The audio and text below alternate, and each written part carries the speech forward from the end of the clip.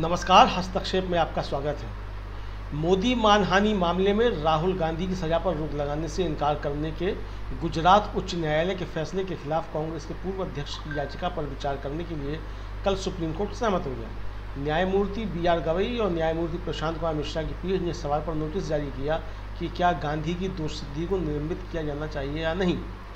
उधर कल संसद के दोनों सदनों की कार्रवाई लगातार दूसरे दिन मणिपुर हिंसा और अन्य मुद्दों पर हंगामे के कारण आगामी 24 जुलाई तक के लिए स्थगित कर दी गई। इस प्रकरण की समीक्षा करने के लिए कल टीवी लाइव पर एक परिचर्चा का आयोजन किया गया। इस परिचर्चा में भाग लिया वरिष्ठ पत्रकार डॉक्टर राकेश पाठक, वरिष्ठ पत्रकार सुनील शुक्ला, वरिष्ठ पत्रकार प्रशांत टंडन, वरिष्ठ पत्रकार संजय कुमार सिंह, वरिष्ठ पत्रकार डॉक्टर दीपक पाचपुर, वरिष्ठ पत्रकार अमरेंद्र उपाध्याय यानी मैं और राजनीतिक विशेषज्ञ साध्वी मीनू जैन ने परिचर्चा का संचालन किया। देशबंधु टीवी लाइव के प्रधान संपादक राजीव रंजन श्रीवास्तव ने इस परिचर्चा को पूरा सुने, ध्यान से सुने, ज़्यादा से ज़्यादा लाइक और शेयर करें और अगर आपने अभी तक हमारा चैनल सब्सक्राइब नहीं किया है और फेसबुक पेज अगर फॉलो नहीं किया है तो चैनल को सब्सक्राइब करें, फेसबुक पेज को फॉलो करें और वीडियो को पूरा सुनें। सुनिए आज तो आइए अब सुनते हैं इस परिचर्चा के प्रमुख अंश।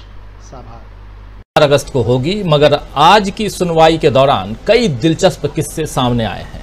उस पर विस्तार से आगे हम चर्चा करेंगे, लेकिन उससे पहले आज मानसून सत्र का दूसरा दिन था संसद में, जहां मणिपुर की दरिंदगी छाई रही, उसकी चर्चा छाई रही और संसद के दोनों सदनों की कार्यवाही सोमवार सुबह 11 बजे तक के लिए स्थगित कर दी गई। दरअसल कल ही पीएम नरेंद्र मोदी ने मणिपुर की घटना पर जिस क्रोध और दुख को व्यक्त किया था, लेकिन मणिपुर के साथ साथ राजस्थान और छत्तीसगढ़ का जिक्र भी छेड़कर अपनी सियासी प्रायोरिटी को उन्होंने सामने रख दिया था कि उनके लिए क्या जरूरी है। मणिपुर में शांति जरूरी है या राजस्थान और छत्तीसगढ़ के विधानसभा चुनाव जरूरी हैं।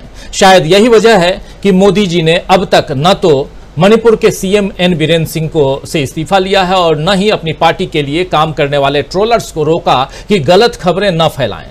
आपको बता दूं दोस्तों कि एक न्यूज एजेंसी ने मणिपुर के मुख्य आरोपी की पहचान एक मुस्लिम व्यक्ति की बता करके बाकायदा ट्वीट भी कर दिया था और बीजेपी समर्थकों ने इसे खूब प्रसारित किया, लेकिन फैक्ट चेक से पता चला कि ये गलत है और इसके बाद इस एजेंसी ने अपने ट्वीट को हटा दिया। मगर जो गलत बात फैलनी थी वो तो फैल ही गई। बीजेपी ने एक बार फिर एक गंभीर अपराध में हिंदू और मुसलमान करने का मौका जो है वो ढूंढ लिया है। मणिपुर पर मोदी जी अगर वाकई गंभीर होते तो इतने दिनों तक चुप नहीं रहते। और दूसरी बात, अब तक वहां जाकर के वो कुछ न कुछ कह करके आ चुके होते। और तीसरी बात ये कि संसद में इस पर वो खुली चर्चा करवाते, इससे परहेज नहीं करते। कल संसद भवन से बाहर ये जो तस्वीर आप देख रहे हैं, प्रधानमंत्री नरेंद्र मोदी बयान देने आए और वो भी इसलिए क्योंकि इससे पहले सुप्रीम कोर्ट ने स्वतः संज्ञान लेकर के नोटिस जारी कर दिया था। सुनिए क्या कुछ कह रहे थे प्रधानमंत्री नरेंद्र मोदी। कल की ये बाइट है, सुनिए। आप सुन चुके होंगे लेकिन फिर भी सुनिए। लोकतंत्र के मंदिर के पास खड़ा हूं तब मेरा हृदय पीड़ा से भरा हुआ है, क्रोध से भरा हुआ है। मणिपुर की जो घटना सामने आई है, किसी भी सभ्य समाज के लिए यह शर्मसार करने वाली घटना है। पाप करने वाले, गुनाह करने वाले कितने हैं, कौन है, वो अपनी जगह पे है, लेकिन बेइज्जती पूरे देश की हो रही है। 140 करोड़ देशवासियों को शर्मसार होना पड़ रहा है। मैं सभी मुख्यमंत्रियों से तो सुन रहे थे आप प्रधानमंत्री नरेंद्र मोदी को, और दूसरी तरफ कांग्रेस और बाकी सभी विपक्षी दल इस पर बीजेपी को घेर रहे हैं और बीजेपी कुतर्कों से बचाव करने की कोशिश कर रही है। कांग्रेस अध्यक्ष मल्लिकार्जुन खड़गे ने ट्वीट भी किया है कि आपने कल संसद के अंदर कोई बयान नहीं दिया। यदि आप क्रोधित होते तो कांग्रेस शासित राज्यों के साथ झूठी समरूपता बनाने के बजाय सबसे पहले अपने मणिपुर के मुख्यमंत्री को बर्खास्त करते। इंडिया आपसे अपेक्षा करता है कि आप आज संसद में एक विस्तृत बयान देंगे, न केवल एक घटना पर बल्कि 80 दिनों की हिंसा पर, जिस पर राज्य और केंद्र में आपकी सरकार बिल्कुल असहाय और पक्षपातहीन दिख रही है। ये खड़गे साहब का कहना है। और खड़गे जी के इस ट्वीट के बाद जैसा अनुमान था, संसद के दोनों सदनों में हंगामा हुआ और सोमवार तक कार्रवाई स्थगित कर दी गई। रक्षा मंत्री राजनाथ सिंह ने कहा है इसके बाद कि मैंने सर्वदलीय बैठक में यह कहा था और मैं इसे संसद में दोहराता हूं कि हम मणिपुर पर संसद में सदन के अंदर चर्चा चाहते हैं, लेकिन मैं देख रहा हूं कि कुछ राजनीतिक दल हैं जो अनावश्यक रूप से यहां ऐसी स्थिति पैदा करना चाहते हैं ताकि मणिपुर पर चर्चा ना हो सके। सुनिए जरा राजनाथ सिंह को। अध्यक्ष महोदय, मणिपुर की घटना निश्चित रूप से बहुत ही गंभीर है और इसकी गंभीरता को समझते हुए हमारे प्रधानमंत्री जी ने स्वयं ये बात को कहा है। मणिपुर में जो कुछ भी हुआ है उससे पूरा का पूरा राष्ट्र शर्मसार हुआ है और यहाँ तक कि मणिपुर की घटनाओं को लेकर कठोर से कठोर कार्रवाई किए जाने की बात हमारे प्रधानमंत्री जी ने कही है और हम चाहते हैं कि मणिपुर की घटना पर संसद में चर्चा। तो बड़ी चालाकी से बीजेपी अपनी जिम्मेदारी विपक्ष पर डाल रही है, हालांकि जनता सब देख रही है। बीजेपी न सिर्फ संसद के अंदर घिर रही है बल्कि बाहर भी कांग्रेस उसे घेर रही है। आज मध्य प्रदेश के ग्वालियर में प्रियंका गांधी ने बड़ी रैली की जिसमें हजारों लाखों लोग आए। आप जानते हैं कि ग्वालियर सिंधिया राजघराने का गढ़ है और ज्योतिरादित्य सिंधिया को घेरने का काम कांग्रेस ने उनके घर में घुसकर किया है। सुनिए जरा क्या कुछ कह रही हैं प्रियंका गांधी। और प्रियंका गांधी यही नहीं रुकी बल्कि मोदी सरकार, मणिपुर, सिंधिया और शिवराज सिंह चौहान सबको घेरा। सुनिए। तो मैं आपसे पूछना चाहती हूं कि ये जन आक्रोश लिखा है, ये जन आक्रोश किस बात का? ये जन आक्रोश आपके ही मुद्दों पर है कि नहीं है? और यहां खड़े होकर मैं भी इस 30 मिनट के भाषण में 10 मिनट प्रधानमंत्री जी की आलोचना कर सकती हूं। 10 मिनट के लिए मैं ये कह सकती हूं कि कितनी घोषणाएं, नकली घोषणाएं की, कितने घोटाले किए, कितने नाटक करते हैं शिवराज जी। और मैं 10 मिनट के लिए सिंधिया जी के बारे में भी बोल सकती हूं कि किस तरह से अचानक उनकी विचारधारा ही पलट गई। लेकिन आज मैं यहां आपका ध्यान भटकाने के लिए नहीं आई हूं, मैं आपके मुद्दों पर बात करने आई हूं। और आज जो सबसे बड़ा मुद्दा है आपका, मैं जानती हूं क्या है। महंगाई का मुद्दा है। सबसे बड़ा मुद्दा आज महंगाई है। मणिपुर में 2 महीनों से पूरा प्रदेश जल रहा है, घरों में आग लगाई जा रही है, मार काट हो रही है आपस में, महिलाओं के साथ भयावह अत्याचार हो रहा है, बच्चों के सर पर छत नहीं रहे। और हमारे प्रधानमंत्री जी ने 77 दिन के लिए कोई बयान ही नहीं दिया इस पे। वहां पे एक्शन लेना छोड़िए, एक लफ्ज नहीं कहा। कल मजबूरी में, क्योंकि एक इतना भयावह वीडियो वायरल हुआ कि वो फिर चुप नहीं रह पाए, तो मजबूरी में कल एक बयान दिया उन्होंने, एक वाक्य बोला और उस वाक्य में भी राजनीति घोल दी। उस वाक्य में भी उन्होंने उन प्रदेशों का नाम ले लिया जिसमें विपक्ष की सरकार है। तो मैं आपसे तो सुन रहे हैं आप प्रियंका गांधी को। कुल मिलाकर कांग्रेस बीजेपी को संसद से लेकर सड़क तक घेर रही है, बीजेपी घिर रही है और दूसरी तरफ सुप्रीम कोर्ट से भी उसके लिए तत्काल फायदा नजर नहीं आ रहा है। कल सर्वोच्च अदालत ने मणिपुर पर स्वतः संज्ञान लेते हुए नोटिस जारी किया है, तो आज राहुल गांधी के केस में गुजरात सरकार और पूर्णेश मोदी को भी 10 दिन का नोटिस, यानी 10 दिन में आप जवाब दाखिल कीजिए, इसका आदेश हुआ है। जैसा पहले बता चुका हूं दोस्तों कि राहुल गांधी की सजा खारिज करने की अपील पर सुप्रीम कोर्ट में आज सुनवाई हुई। इस मामले में अगली सुनवाई अब 4 अगस्त को होगी, लेकिन आज कोर्ट रूम में एक दिलचस्प संवाद हुआ। मामले की सुनवाई कर रहे हैं 2 जज, 2 जजों की बेंच है और पहले जज जो हैं उनका नाम है जस्टिस BR गवई और दूसरे जज जो हैं उनका नाम है प्रशांत कुमार मिश्रा। ये दोनों जजों की बेंच के सामने 2 वकील खड़े थे। राहुल गांधी के अपक्ष रख रहे थे वकील अभिषेक मनु सिंघवी और दूसरी तरफ से पक्ष रख रहे थे पूर्णेश मोदी जी का जो पक्ष रख रहे थे वो महेश जेठमलानी पक्ष रख रहे थे। तो यहां पर एक संवाद बहुत दिलचस्प है, जरा उस संवाद की तरफ हम बढ़ते हैं। सबसे पहले गवई साहब ने कहा कि मेरे पिता आरएस गवई भले ही कांग्रेस के सदस्य नहीं थे, लेकिन वो 40 सालों से अधिक समय तक पार्टी से जुड़े हुए थे और उसके समर्थन से संसद सदस्य और विधायक चुने गए थे। गवई साहब ने और भी कहा कि जस्टिस गवई की बात कर रहा हूं कि उनके भाई यानी गवई के भाई जो हैं कह रहे हैं, ये देखिए मेरे भाई भी एक नेता हैं जो आज भी कांग्रेस से जुड़े हैं। अगर किसी को मेरी पारिवारिक पृष्ठभूमि से कोई समस्या है तो कृपया मुझे बताएं। ये गवई साहब कह रहे हैं कि अगर आप लोगों में, आप दोनों में से किसी को अगर मेरी इस पारिवारिक पृष्ठभूमि से समस्या है तो कृपया मुझे बताएं। इस पर अभिषेक मनु सिंघवी ने कहा, जो राहुल गांधी के वकील हैं, उन्होंने कहा कि यह बिल्कुल न्यायपूर्ण बयान है और हमें इस पर कोई आपत्ति नहीं है। यह अभिषेक मनु सिंघवी कह रहे हैं। इसके बाद न्यायमूर्ति गवई ने फिर से कहा कि विक्टोरिया गवरी केस में मेरे इन संबंधों पर बात की गई थी, अब आप तय करिए। ये कह रहे हैं गवई साहब कि एक केस, दूसरा केस था विक्टोरिया गवरी केस, उसमें मेरे इन संबंधों को लेकर के बात की गई थी, इसलिए आप दोनों तय कर लीजिए कि मुझे ये केस सुनना चाहिए या नहीं सुनना चाहिए। इसके बाद जस्टिस गवई ने साफ साफ कहा कि अगर किसी को मेरी पारिवारिक पृष्ठभूमि से कोई समस्या है तो कृपया बताएं। ये तमाम बातें हो रही हैं। इस पर अभिषेक मनु सिंघवी ने फिर से कहा कि हाँ, हम जानते हैं, हमें आपसे इस मामले की सुनवाई करने पर कोई आपत्ति नहीं है। तब जाकर के गवई साहब जो हैं वो तैयार हुए और उन्होंने सुनवाई शुरू की।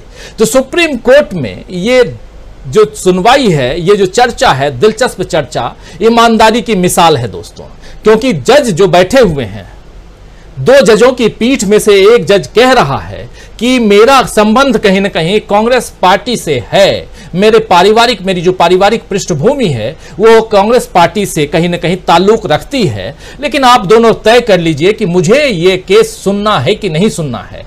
यानी आप दोनों बताइए कि मैं इस बेंच में एक सदस्य के रूप में रहूं या ना रहूं। तो एक दिलचस्प वाकया आज ये हुआ राहुल गांधी के केस में, लेकिन अब राहुल गांधी के भविष्य की जो फैसला है वो 4 अगस्त को होगा और तभी तय होगा कि राहुल गांधी संसद में इस सत्र में आ पाएंगे या नहीं। लेकिन ये देखना अभी दिलचस्प है कि बीजेपी अगले साल संसद में किस तरह बैठेगी, किस तरफ बैठेगी। यानी वो 2024 की बात कर रहा हूं। संसद में एक पक्ष सत्ता पक्ष होता है और दूसरा पक्ष जो होता है वो विपक्ष होता है। क्या बीजेपी अगले 2024 के चुनाव के बाद, ये जो महीना चल रहा है, जुलाई का महीना, जून जुलाई से ही, यानी मई के बाद जून या जुलाई में, या कहें ठीक इसी समय सदन के अंदर विपक्ष में बैठेगी? बड़ा सवाल है।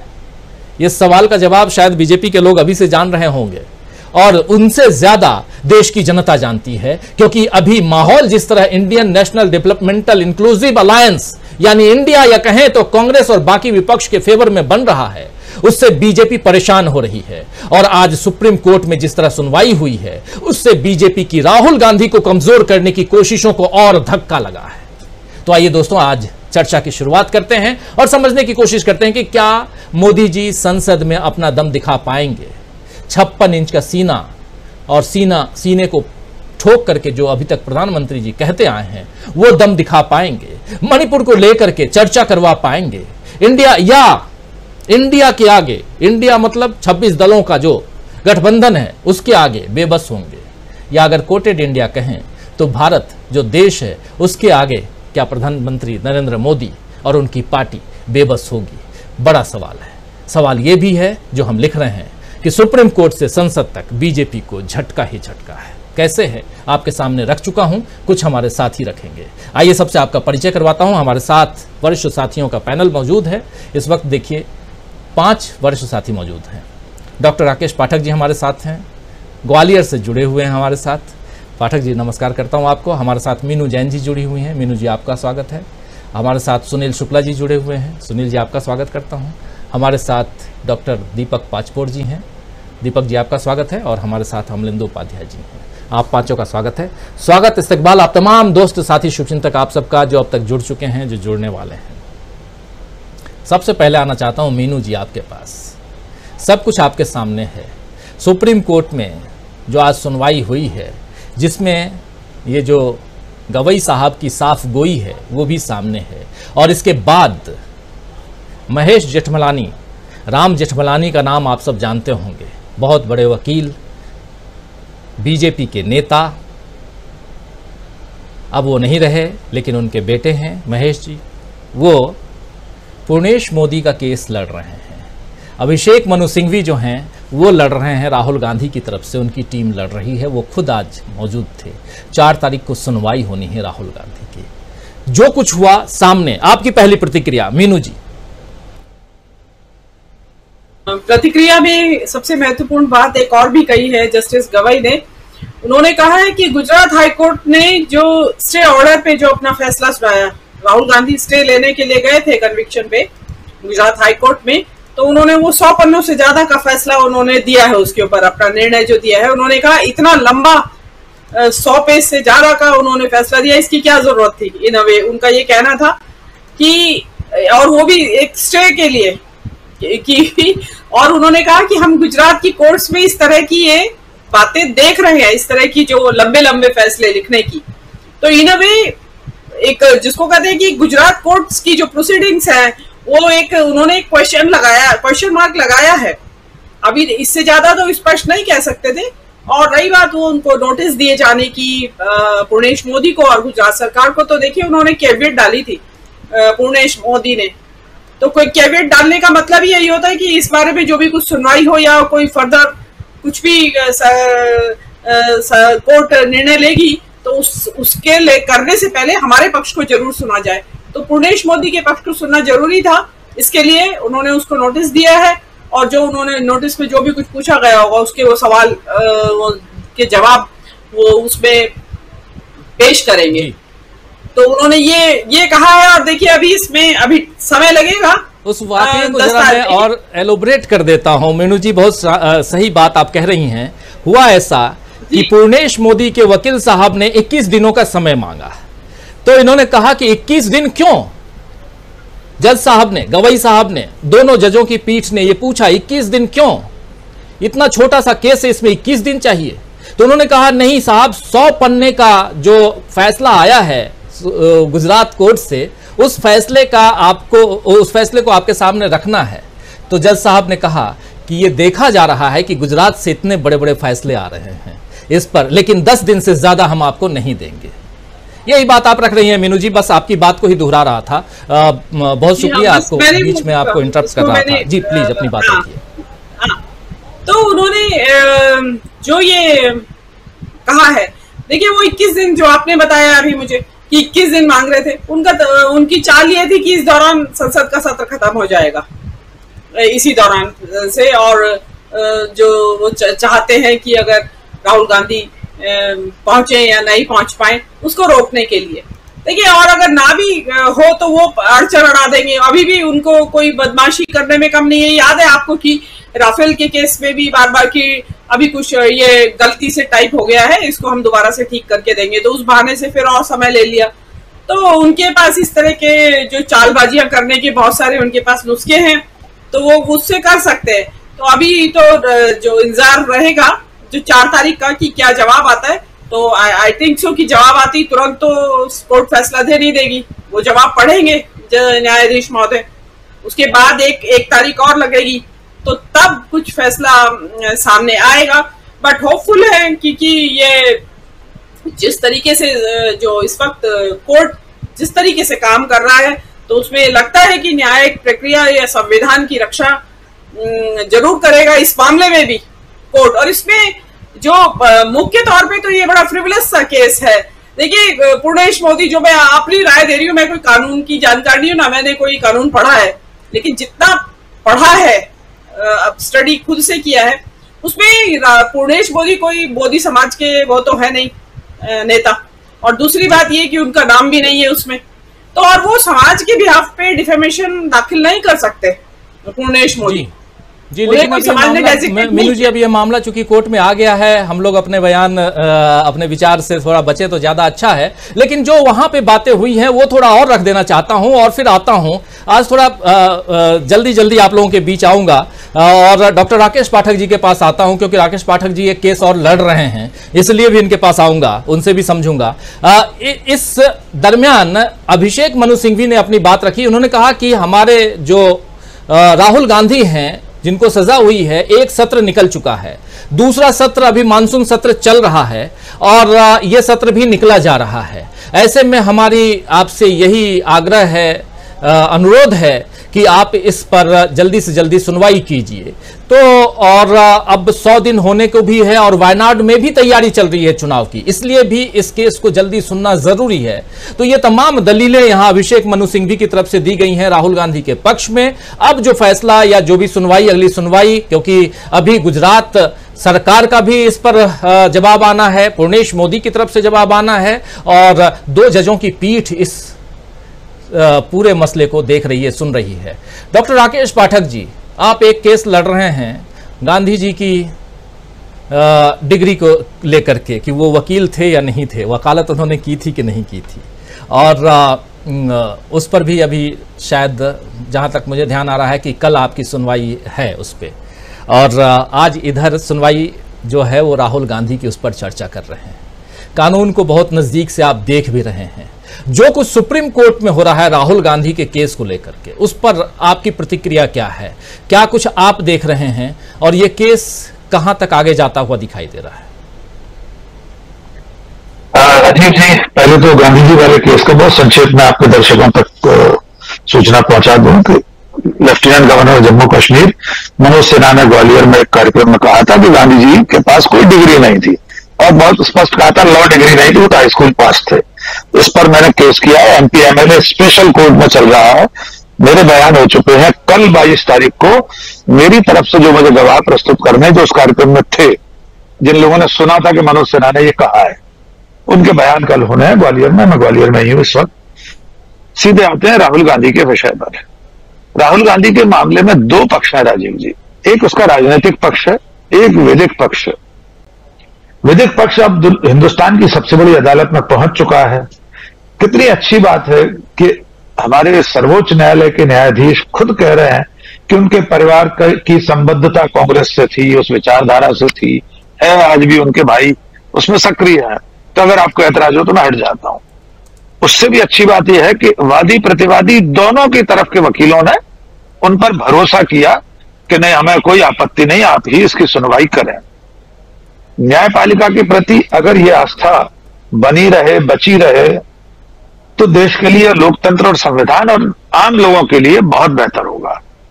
दूसरी बात, सुप्रीम कोर्ट ने जो कुछ कहा उसमें एक आखिर में लाइन है कि गुजरात की अदालतों में जो हो रहा है, आप राजीव जी उसको पढ़िएगा, जहां उन्होंने 100 पेज की बात कही कि इतने लंबे फैसले की इसमें क्या जरूरत थी, उसमें शायद उन्होंने अंत में यह भी कहा है कि गुजरात की अदालतों में कुछ अजीब सा हो रहा है, कुछ तो गड़बड़ है टाइप का कोई वाक्य है वो। और ये पहली बार नहीं है। एक अंतर्राष्ट्रीय संस्था कोई है, मैं उसका नाम भूल रहा हूं, उसने गुजरात के न्यायालयों में पिछले 8-10 सालों में, 20 सालों में, जब से नरेंद्र मोदी जी वहां 13 साल मुख्यमंत्री रहे और अब देश के प्रधानमंत्री हैं, वहां की अदालतों के और गुजरात हाईकोर्ट तक के फैसलों की मीमांसा की है। और उस आधार पर दुनिया भर में इस चीज पर नजर रखी जा रही है कि भारत में एक राज्य ऐसा है कि जहां पर न्यायपालिका भी सत्ता के संरक्षण में, सत्ता की मंशा से काम कर रही है। ये मेरा आरोप नहीं है, एक संस्था बाकायदा इसका विश्लेषण कर रही है। और आज सुप्रीम कोर्ट ने भी कहा है कि दया कुछ तो गड़बड़ है।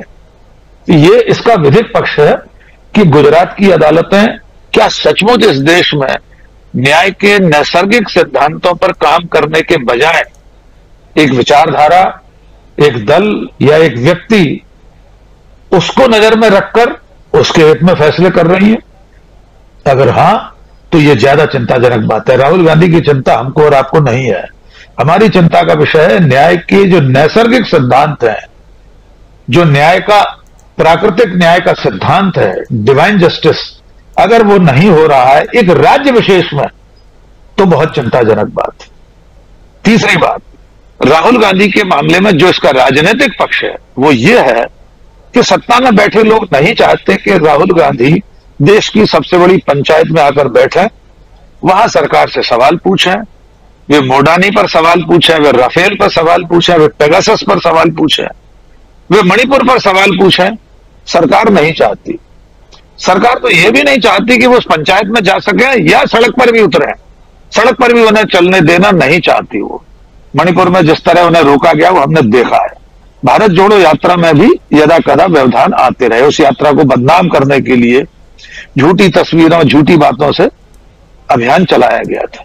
तो मैं आज अभी इस मुकाम पर यह समझता हूं कि राहुल गांधी के राजनीतिक रास्ते को रोकने के लिए कानूनी और प्रशासनिक, राजनीतिक सब तरह के प्रयास सत्ता कर रही है।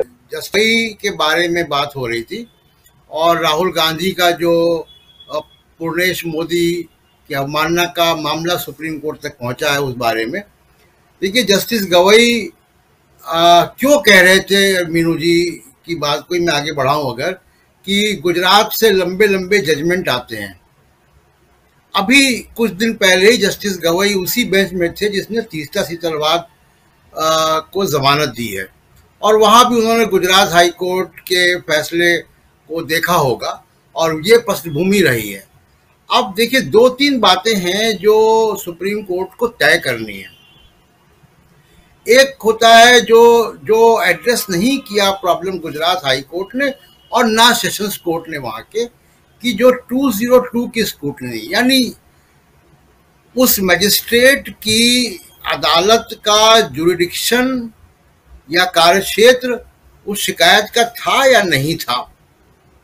जैसे ये हम जानते हैं कि राहुल गांधी ने ये 2019 में भाषण कर्नाटक के कोल्लार में दिया था। कोल्लार एक छोटी सी जगह है और उस कोल्लार में जब कर्नाटक में विधानसभा चुनाव हो रहे थे तो हम गए भी थे, राजीव जी भी गए थे वहां पे। वहां 2019 के चुनाव के दौरान राहुल गांधी ने भाषण दिया था जिसको आप कई बार सुन चुके हैं, जिसमें वो कई मोदियों की बात कर रहे हैं। उसमें पूर्णेश मोदी का नाम नहीं लिया था। तो सुप्रीम कोर्ट को यह देखना है कि जो हाई कोर्ट ने नहीं किया कि क्या कर्नाटक में कोई तथाकथित जुर्म हुआ और उस जुर्म का जुरिडिक्शन या कार्यक्षेत्र गुजरात है, होता है या नहीं होता है। गुजरात में कैसे मुकदमा हो गया और पूर्णेश मोदी ने गुजरात में क्यों किया। दूसरी चीज जो कोर्ट को जो एड्रेस नहीं हुई है वो है कि पूर्णेश मोदी का नाम राहुल गांधी ने नहीं लिया। पूर्णेश मोदी जी की अवमानना कैसे हो गई, उनका लोकल स्टैंड ही क्या है इस केस में। तो ये 2-3 बातें जो है सुप्रीम कोर्ट को देखनी है, जो कानूनी पहलू है। दूसरा देखिए, एक जो डिफेमेशन लॉज है, ये इसकी पृष्ठभूमि क्या है, ये बेसिकली पूरी दुनिया में जो ये अवमानना का कानून है और खासकर क्रिमिनल डिफेमेशन की मैं बात कर रहा हूं, इसके बारे में बहुत विवाद पूरी दुनिया में है और वो विवाद इस तरफ जाता है कि ये फ्रीडम ऑफ स्पीच के आड़े आ रहा है और ये अवमानना का जो कानून है इंग्लिश लॉ में बना था। इंग्लिश लॉ ही उसकी जनक है और इंग्लिश लॉ से पूरी दुनिया में ये गया। ये कानून उस वक़्त बने थे जब बड़े रईस और शरीफ लोग अपने विवादों को बचाने के लिए, अपनी आलोचना को बचाने के लिए, अपनी आलोचना से अपने आप को परे रखने के लिए ऐसे सख्त कानून बनाए। और उसके बाद ये ह्यूमन राइट का कंसर्न दुनिया भर में आने से पहले के लॉज हैं। जब ह्यूमन राइट की बात होने लगी, मानव अधिकारों की बात होने लगी, जब फ्रीडम ऑफ स्पीच की बात होने लगी, अभिव्यक्ति की आज़ादी की बात शुरू हुई, तब इन कानूनों पर सवालिया निशान खड़े हुए। और वो सवालिया निशान इस तरीके से खड़े हुए कि कई देशों ने, जैसे अमेरिका में कोई सेंट्रल लॉ नहीं है क्रिमिनल डिफेमेशन के लिए, लगभग आधे से भी ज्यादा राजीव जी राज्यों ने वहां पे उनको निरस्त कर दिया। दुनिया भर में ये डिबेट है। मैं जो बात रख रहा हूँ वो ये कि सुप्रीम कोर्ट को कानूनी पहलू देखना है, सुप्रीम कोर्ट को मेरिट देखना है, और सुप्रीम कोर्ट को ये भी देखना है कि दुनिया में क्या दिशा है इस कानून को लेकर, दुनिया में क्या ग्लोबल बहस क्या है, क्योंकि सुप्रीम कोर्ट, भारत के सुप्रीम कोर्ट पे निगाहें पूरी दुनिया की रहती है, और खासकर ऐसे चीज में। तो मुझे लगता है कि सुप्रीम कोर्ट इन 3-4 चीजों को एड्रेस करेगा। एक, मैं रिपीट कर दूं कि जुरिडिक्शन कोल्लार में दिए गए भाषण का गुजरात में कैसे है, पूर्णेश मोदी साहब की अवमानना कैसे हो गई जिनका नाम भी राहुल गांधी नहीं लिया। क्या मोदी अपने आप में कोई एक समाज है क्या? क्योंकि मोदी पारसी भी होते हैं, मोदी सरनेम के लोग जो है वो मारवाड़ी भी होते हैं, और नरेंद्र मोदी भी मोदी हैं, वो बनिया समाज से आते हैं। बिहार में सुशील मोदी जो हैं वो बनिया समाज से आते हैं। तो कई प्रकार के मोदी आपको मिलेंगे अलग अलग सरनेम में, और ये कोई मोदी सरनेम के साथ ही कोई अजूबी बात नहीं है। भारत का समाज ऐसा है, तमाम तरीके के सरनेम इवन हिंदू मुसलमान में एक जैसे पाए जाते हैं। जैसे मान लीजिए कि मैं एग्जाम्पल दूं, त्यागी। अब त्यागी हिंदुओं में भी होते हैं, और कई हमारे ही मित्र हैं जो त्यागी हैं, जो मुसलमान हैं, जो कि त्यागी सरनेम लगाते हैं। सिंह है, वर्मा है, बहुत सारे ऐसे सरनेम आपको मिलेंगे जो अलग अलग धर्मों में अलग अलग उसमें कई ऐसे आपको मिलेंगे। बिहार में राजीव जी जो अपना सरनेम खान लगाते हैं लेकिन हिंदू हैं, ब्राह्मण हैं। तो ये सरनेम को लेकर भारत के समाज में बड़ी विविधता है, तो इसको भी सुप्रीम कोर्ट को देखना होगा। और सबसे बड़ी बात ये कि दुनिया किस तरीके से इस कानून को देख रही है। राजीव जी। बिल्कुल बिल्कुल बिल्कुल, आवाज आ रही है मेरी आप लोगों तक? जी ठीक है। एक बीच में ये टेक्निकल ग्लिच हमेशा ये पिछले दिनों देख रहा हूं लगातार वो हो रहा है, उसको अब देखते हैं कैसे दुरुस्त होता है। आना चाहता हूं सुनील शुक्ला जी आपके पास। सुनील जी जुड़े हैं हमारे साथ? हाँ सुनील जी नमस्कार करता हूं। सीधा आना चाहता हूं आप तक। बहुत कुछ हम देख रहे हैं, चाहे वो सुप्रीम कोर्ट में मामला जो है वो राहुल गांधी का हो, चाहे मामला मणिपुर का संसद में हो, और सड़क पर आज प्रियंका गांधी थी और सीधा गरज रही थी ग्वालियर में। ग्वालियर से जुड़े हुए हैं डॉक्टर राकेश पाठक जी, उन तक आएंगे और समझेंगे उनके पास जब प्रियंका गांधी को लेकर के भी बहुत सारी बातें करनी है। लेकिन पहले आपके पास आता हूं सुनील शुक्ला जी, और आपसे समझें कि जो संसद के अंदर मणिपुर को लेकर के हो रहा है, और सरकार यह आरोप लगा रही है कि विपक्ष नहीं सुनना चाहता है, विपक्ष इस पर चर्चा करना नहीं चाहता है, और दूसरी तरफ सुप्रीम कोर्ट जहां मणिपुर को लेकर के स्वतः संज्ञान में सुप्रीम कोर्ट नोटिस जारी करता है। आज राहुल गांधी को लेकर के जो बातें हुई हैं वो भी, जरा आपका नजरिया इस पे। धन्यवाद राजीव जी। जो बात सुप्रीम कोर्ट ने कही है राहुल गांधी के पिटीशन पर, वही बात लागू होती है संसद की कार्रवाई पर। जब पूर्णेश मोदी के सम्मानित अधिवक्ता ने 1 महीने का समय मांगा, तो माननीय अदालत ने कहा कि 1 महीने की जरूरत क्या है, ट्रायल कोर्ट से फैसला हो चुका है, सेशन कोर्ट ने स्टे देने से मना कर दिया, और हाई कोर्ट ने 100 पन्ने से ज्यादा का अपना आदेश दे रखा है। तो ऐसी कौन सी नई बात है जो आप 1 महीने में रखेंगे कोर्ट के सामने? इसलिए यह जो मांग है वो उचित नहीं है, और 10 दिन के भीतर आप इसका जो आपको जवाब देना हो दाखिल कीजिए। किस बात के लिए आपको 1 महीने का समय चाहिए? कैविएट आपने दाखिल कर रखा था, यानी कि आपके पास पूरी तैयारी थी कोर्ट के सामने अपनी बात करने के लिए। कैविएट क्यों दाखिल किया था आपने? क्योंकि आप सक्षम थे अपनी बात करना, पूरी तरह से तैयार थे कि मैं कोर्ट के सामने मैं क्या कहूंगा। उसके बाद भी आप 1 महीने का समय इसको कोर्ट ने स्वीकार नहीं किया। और जिस तरीके की टिप्पणियां की गुजरात हाईकोर्ट के फैसले के ऊपर, यह बहुत महत्वपूर्ण है। और इसी तरह की टिप्पणी न्यायालय ने सीतलवाड़ के मुकदमे के बारे में कहा था। इतने इस शब्द का प्रयोग किया जो आमतौर पर न्यायालयों में नहीं होता, परवर्टेड शब्द का प्रयोग किया। न्यायालयों के न्यायिक आदेशों में यह शब्द बहुत ही माने गंभीर है किसी भी न्यायमूर्ति के लिए जिसने इस तरह का आदेश पारित किया। आप संसद में आइए, संसद में आप किस तरह की बहस करना चाहते हैं? आप ये बताइए ना कि आपने मणिपुर में हिंसा को रोकने के लिए क्या किया? मणिपुर सरकार की विफलताओं को लेकर के आपने कौन सी कार्रवाई की? 70 दिनों तक जो हिंसा जारी रही उसमें जो संवैधानिक असफलताएं हैं उसको लेकर के आपने कार्रवाई क्या की? आप संसद को बताएंगे अगर कि बहस करेंगे? किस बात की बहस करेंगे आप? पहले तो आप अपने जो कृत्य कार्रवाई है उससे संसद को अवगत कराइए कि 70 दिनों तक केंद्र सरकार ने और राज्य सरकार ने इसका संज्ञान क्यों नहीं लिया। अगर उस राज्य की राज्यपाल यह कहती हैं कि 5000 से अधिक मकान जलाए गए हैं, तो वह जलाने वाले कौन लोग हैं और उनके खिलाफ कार्रवाई क्या की आपने? अगर मणिपुर की राज्यपाल यह कहती हैं कि 60,000 से अधिक लोग विस्थापित हैं और आज शिविरों में रह रहे हैं, तो किन की वजह से रह रहे हैं वो? ये हालात क्यों पैदा हो गए और इस हालात को रोकने के लिए सरकार ने क्या किया? अगर वहां के मुख्यमंत्री ये कहते हैं कि जो ये 2 महिलाओं के साथ घटनाओं का वीडियो वायरल हुआ है, इस तरह की अनेक घटनाएं हुई हैं, तो कौन सी घटनाएं थी और अभी तक उसके बारे में कार्रवाई क्यों नहीं की गई? अगर यह जो घटनाएं हुई हैं, इन घटनाओं के को तत्काल मुकदमा दर्ज क्यों नहीं किया गया? अगर पीड़ित महिला ये कहती है कि पुलिस ने हमको भीड़ को सौंप दिया था, और अब तक कार्रवाई क्यों नहीं की गई? और अब तक केवल 1 आदमी या 4 आदमी की गिरफ्तारी क्यों की गई?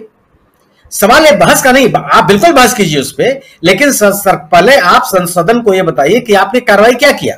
अभी तक मणिपुर की सरकार बर्खास्त क्यों नहीं हुई? क्या 1996 में इसी तरह का विवाद जब मणिपुर में हुआ था तो राज्य सरकार बर्खास्त नहीं हुई थी? कांग्रेस की सरकार थी, नरसिम्हा राव जी मुख्यमंत्री थे, अपनी पार्टी की सरकार को प्रधानमंत्री ने बर्खास्त किया था और स्थिति पर नियंत्रण करने के प्रयास किए थे और स्थितियां नियंत्रित हुई। क्या 2001 में जब इस तरह के विवाद पैदा हुए थे तो प्रधानमंत्री ने हस्तक्षेप नहीं किया था? प्रधानमंत्री ने सर्वदलीय बैठक नहीं बुलाई थी, तत्काल कार्रवाई नहीं की थी, अटल बिहारी वाजपेयी ने शांति की अपील नहीं की थी पूरे राज्य के लिए? आपने क्या किया? और 77 दिनों तक जो इस तरह की निष्क्रियता बनी रही केंद्र और राज्य सरकार दोनों की तरफ से, इसका गुनाहगार कौन है? आपने जो समाज आपने बांट दिया मणिपुर में, ये कौन लोग हैं? मणिपुर में तो कभी नहीं, आप याद कीजिए ना, 2001-2004 में मनोरमा की हत्या हुई थी और पूरा का पूरा मणिपुर उबल गया था, तमाम लोग सड़कों पर आ गए थे और केंद्रीय सुरक्षा बलों पर आरोप लगे थे इसके ऊपर, लंबा आंदोलन चला और आज उसी समाज को आपने बांट दिया। हिंदू कभी आप हम में से तमाम लोग नॉर्थ ईस्ट में गए होंगे, नॉर्थ ईस्ट में कभी कोई हिंदू मुसलमान की बात नहीं करता, हिंदू और क्रिश्चियन की बात नहीं करता। ये आदिवासी हैं, ये ट्राइबल हैं, ये मिजो हैं, ये कुकी हैं, ये मैतेई हैं, ये निसी हैं, इस तरह के संबोधन दिए जाते हैं। कोई नहीं कहता कि क्रिश्चियन है, कि मुसलमान है, कि हिंदू है और क्या है। ये हालात समाज में किसने पैदा कर दिए? कौन लोग हैं वो? और क्या इतने समय तक कोई भी अब हिंसा किसी भी राज्य में कोई भी समूह शामिल हो, या तो राज्य सरकार की विफलता है, वहां कोई संवैधानिक व्यवस्था नहीं है, और या तो राज्य सरकार का संरक्षण है। तो अगर राज्य सरकार संरक्षण दे रही है तो क्यों नहीं कार्रवाई की गई अब तक? अगर राज्यपाल ये कहती हैं कि मैंने यहाँ की स्थितियों की जानकारी ऊपर दे दी है, तो ऊपर कौन लोग हैं? माननीय राष्ट्रपति जी हैं, गृह मंत्रालय है, प्रधानमंत्री जी हैं, गृह मंत्री हैं। ये तो रिकॉर्ड कर रही है ना कि मैंने ऊपर इसकी जानकारी दे दी। लोग हमसे पूछते हैं, राज्यपाल का वक्तव्य है ये, कि लोग हमसे पूछते हैं कि शांति कब बहाली होगी, हम कब अपने घर लौटेंगे, हम अपने खेतों में कब जाएंगे। अगर इस बात की सूचना राज्यपाल ने ऊपर दे दी है तो ऊपर के लोगों ने कार्रवाई क्या की? आप सदन में बहस करने की स्थिति इस समय नहीं है। आप एक जो वक्तव्य की मांग कर रहा है विपक्ष, बिल्कुल सही है कि प्रधानमंत्री जी एक वक्तव्य दें कि हमने क्या क्या कार्रवाई की, अब तक की विफलताएं क्यों सामने हैं और इन विफलताओं के लिए कौन लोग जिम्मेदार है, और जो जिम्मेदार उनके खिलाफ हमने कार्रवाई क्या क्या सुनिश्चित कर दिया है, और राज्य में शांति बहाली के लिए हमने क्या कर दिया? कुछ भी नहीं हो रहा है। राजीव जी, ये वो राज्य है जहां पे उग्रवाद चरम पे था, तब भी महिलाओं के खिलाफ इस तरह की गतिविधियां सामने नहीं आई हैं। उन ट्राइबल्स में आप महिलाओं के साथ खिलवाड़ नहीं कर सकते। महिलाओं को सम्मान है, ट्राइबल वो करते अपने लोगों के बीच में करते हैं। कोई समूह एक दूसरे के साथ नाराजगी रखने के बावजूद भी महिलाओं के साथ इस तरह का दुर्व्यवहार नहीं होता। आखिर इस समाज में जहर किसने घोल दिया? और अगर मणिपुर का समाज ये कहता है कि मेरा मुख्यमंत्री नहीं है, किसी वर्ग विशेष का प्रतिनिधि है, यह अविश्वास की स्थिति किसने पैदा की? और अगर ये इस अविश्वास की स्थिति है तो क्या वो सरकार चलने लायक है? और अगर वो चलने लायक नहीं है, लोगों में विश्वास की भावना पैदा करने के लिए क्या कार्रवाई की जा रही है? अगर मणिपुर इस राज्य का अंग है और इस तरह से हिंसा फैली हुई है वहां, अगर इस तरह से दो समूहों के बीच में अविश्वास के हालात बन गए, गनीमत है कि भी नागा उसमें शामिल नहीं हुए, और अगर वो भी शामिल हो जाते तो क्या दुर्दशा होती इस राज्य की? क्या आप एक सीमावर्ती राज्य के साथ इस तरह से आप की अनदेखी कर सकते हैं? आप क्या संभव है किसी राज्य में? और यह वो सरकार दावा कर सकती है कि वो कानून व्यवस्था बनाए रखने में सफल है कि उसके असलहे लूट लिए जाए 5000 से ज्यादा, लाखों कारतूस लूट लिए जाए, और जो लोग लूटे हुए हैं उनके खिलाफ कार्रवाई भी ना हो? तो इन तमाम जो घटनाएं घटी हैं, ये कौन लोग हैं? आखिर महिलाओं को आगे करके अव्यवस्था फैलाने की कोशिश कौन लोग कर रहे हैं? इनके खिलाफ कार्रवाई कौन करेगा? बहस का सवाल नहीं है। सवाल यह है कि भारत सरकार एक स्टेटमेंट दे, सदन को विश्वास मिले, देश की जनता को विश्वास मिले कि जो कुछ भी मणिपुर में हो रहा है उसको नियंत्रित करने के लिए सरकार ने क्या क्या कार्रवाइयां की। आप ये कैसे कर सकते हैं? अगर आरोप तो सरकार के ऊपर बनता है कि 77 दिनों तक हिंसा फैली हुई सरकार कोई बयान नहीं दे रही है। गृह मंत्री जी सर्वदलीय बैठक दिल्ली में करते हैं, मणिपुर को लेकर के कोई बयान नहीं आता। आखिर अगर क्या उस बैठक के दौरान इस घटना की जानकारी नहीं थी? अगर ये मई की घटना है तो जी, और अगर मई घटना पे तथ्य सामने थे तो सरकार की तरफ से बयान आना चाहिए ना। यह तो पूरे मुद्दे से भटकाने की कोशिश लगातार सरकार कर रही है। क्या जिस तरह की घटना मणिपुर में हुई है, क्या इसी तरह घटना छत्तीसगढ़ में हुई है? क्या इसी तरह घटना राजस्थान में हुई है? राजस्थान में जो घटना हुई थी उन अपराधियों को तत्काल गिरफ्तारी नहीं की गई? क्या राज्य सरकार ने वही लापरवाही दिखाई जो मणिपुर की सरकार ने दिखाया है? छत्तीसगढ़ में जो घटना हुई थी, क्या राज्य सरकार ने वही लापरवाही दिखाई जो मणिपुर की सरकार ने दिखाया है? क्या राजस्थान और मणिपुर सरकारी अभिलेखों में महिलाओं के खिलाफ हो रहे अपराधों में सबसे ऊपर है, जिनका उल्लेख कर रहे हैं आप? जो राज्य सबसे ऊपर है उनका उल्लेख क्यों नहीं करते? सुनील जी, इसमें एक चीज और भी है कि क्या राजस्थान आज की तारीख में जल रहा है, अस्थिर है? यह सवाल भी है। क्या आज छत्तीसगढ़ अस्थिर है, जल रहा है छत्तीसगढ़ भी मणिपुर की तरह? मणिपुर में जो हालात हैं वो हालात तो क्या राजस्थान में भी है, छत्तीसगढ़ में भी है, बंगाल में भी है? ऐसे हैं क्या? उसके साथ साथ की ये घटना है, महिलाओं के साथ जो हुआ, उस परिवार के साथ जो हुआ, और ऐसे वहां के मुख्यमंत्री कह रहे हैं कि ऐसी 100 से ज्यादा घटनाएं हैं। तो अपने आप में उसके पैरेलल ये, क्योंकि वो हो रहा है इसलिए हो रहा है, उसके साथ साथ 3 तारीख को वहां ये घटना की शुरुआत होती है मणिपुर में, और उसके बाद से कितनी घटनाएं हो रही हैं वहां पर, उसमें से एक वीडियो सामने आया है। तो आप जो कह रहे हैं उसी बात को मैं आगे बढ़ा रहा हूं, क्योंकि यहां ना सिर्फ आप ये कहेंगे कि यहां भी ऐसी घटना, हाँ ठीक है, देश में कई जगह हो रही है, नहीं होनी चाहिए। निर्भया इसी देश ने देखा है, 2012 की वो तस्वीर कभी भूल नहीं सकते। लेकिन क्या छत्तीसगढ़ में जो वही अस्थिरता है, वहां भी क्या 2 समुदाय आपस में लड़ रहे हैं, मर रहे हैं? ऐसा तो नहीं है। तो फिर यहां छत्तीसगढ़ राजस्थान का नाम क्यों आना चाहिए? सवाल तो है सुनील जी। ये कोशिश है। सवाल यह है कि क्या निर्भया की घटना जो हुई थी इससे आप तुलना कर सकते हैं? निर्भया की घटना के बाद कितने दिनों के भीतर अपराधी पकड़ लिए गए थे? निर्भया के इलाज के लिए उस समय की यूपीए सरकार ने और दिल्ली की शीलादीक्षित सरकार ने क्या नहीं किया? दुर्भाग्य से जब निर्भया की सिंगापुर में मृत्यु हो गई और लौट करके हिंदुस्तान में उसका शव लाया गया, तो एयरपोर्ट पर उसको रिसीव करने के लिए देश के प्रधानमंत्री मौजूद थे, दिल्ली की मुख्यमंत्री मौजूद थी, यूपीए की चेयरपर्सन मौजूद थी, कांग्रेस के अध्यक्ष मौजूद थे, और उस परिवार को आर्थिक सहायता देने के लिए उस निर्भया के भाई ने कहा कि मैं पायलट बनना चाहता हूं। उस समय यूपीए की सरकार ने क्या किया? आपने क्या किया? उस दिन दोनों महिलाओं में किसी के पिता की हत्या हो गई, किसी के भाई की हत्या हो गई। उसमें से एक का पति भारतीय सेना का अवकाश प्राप्त कर्मी है जो कारगिल युद्ध का सेनानी रहा है। वो आप उनके साथ इस तरह का व्यवहार कर रहे हैं, और जो लोग इन घटनाओं में शामिल हैं उनके खिलाफ कार्रवाई करने के लिए आप कर रहे हैं कि आप आरोप लगा रहे हैं कि विपक्ष जो है बहस नहीं करना। बहस की जरूरत ही ना, बहस करे चाहे कोई ना करे, सरकार पब्लिक डोमेन में रखे कि आपने अब तक की मणिपुर की घटनाओं को लेकर के कार्रवाई क्या किया। सवाल इस बात का है, सवाल यह नहीं है कि किसने किया। और अगर ये कौन सा आरोप है कि साहब ये संसद का सत्र शुरू होते ही इस तरह का वीडियो क्यों रिलीज किया गया? अरे आरोप तो आपके ऊपर बनता है कि इतने दिनों तक आपने इस घटना को छुपाए क्यों रखा। आरोप तो आपके ऊपर बनता है कि आपने इस तरह की घटनाएं लगातार वहां हो रही हैं और जो अपराधी हैं, दोषी हैं, उनके खिलाफ कोई कार्रवाई नहीं हो रही है। पूरा का पूरा राज्य चल रहा है और अभी तक सरकार की ओर से इस तरह कोशिश नहीं की जा रही कि शांति बहाली हो। लोग वहां के कह रहे हैं कि हम अपने असलहे लेकर के अपनी सुरक्षा करने के लिए मजबूर हैं। इस सार्वजनिक रूप से कह रहे हैं वो लोग, जिससे उनसे बात कर रहे हैं, दोनों समुदायों के लोग इस तरह की बात कर रहे हैं। और अब इस कदर सुरक्षा का भाव पैदा हो जाए और आप ये दावा करें कि हम सुरक्षा में शांति बहाली के लिए बहुत कृत संकल्प हैं, आप दावा करें कि महिलाओं के सम्मान के लिए हम कृत संकल्प हैं, जवाबदेही तो सरकार के ऊपर है और जवाबदेही से सरकार बच नहीं सकती।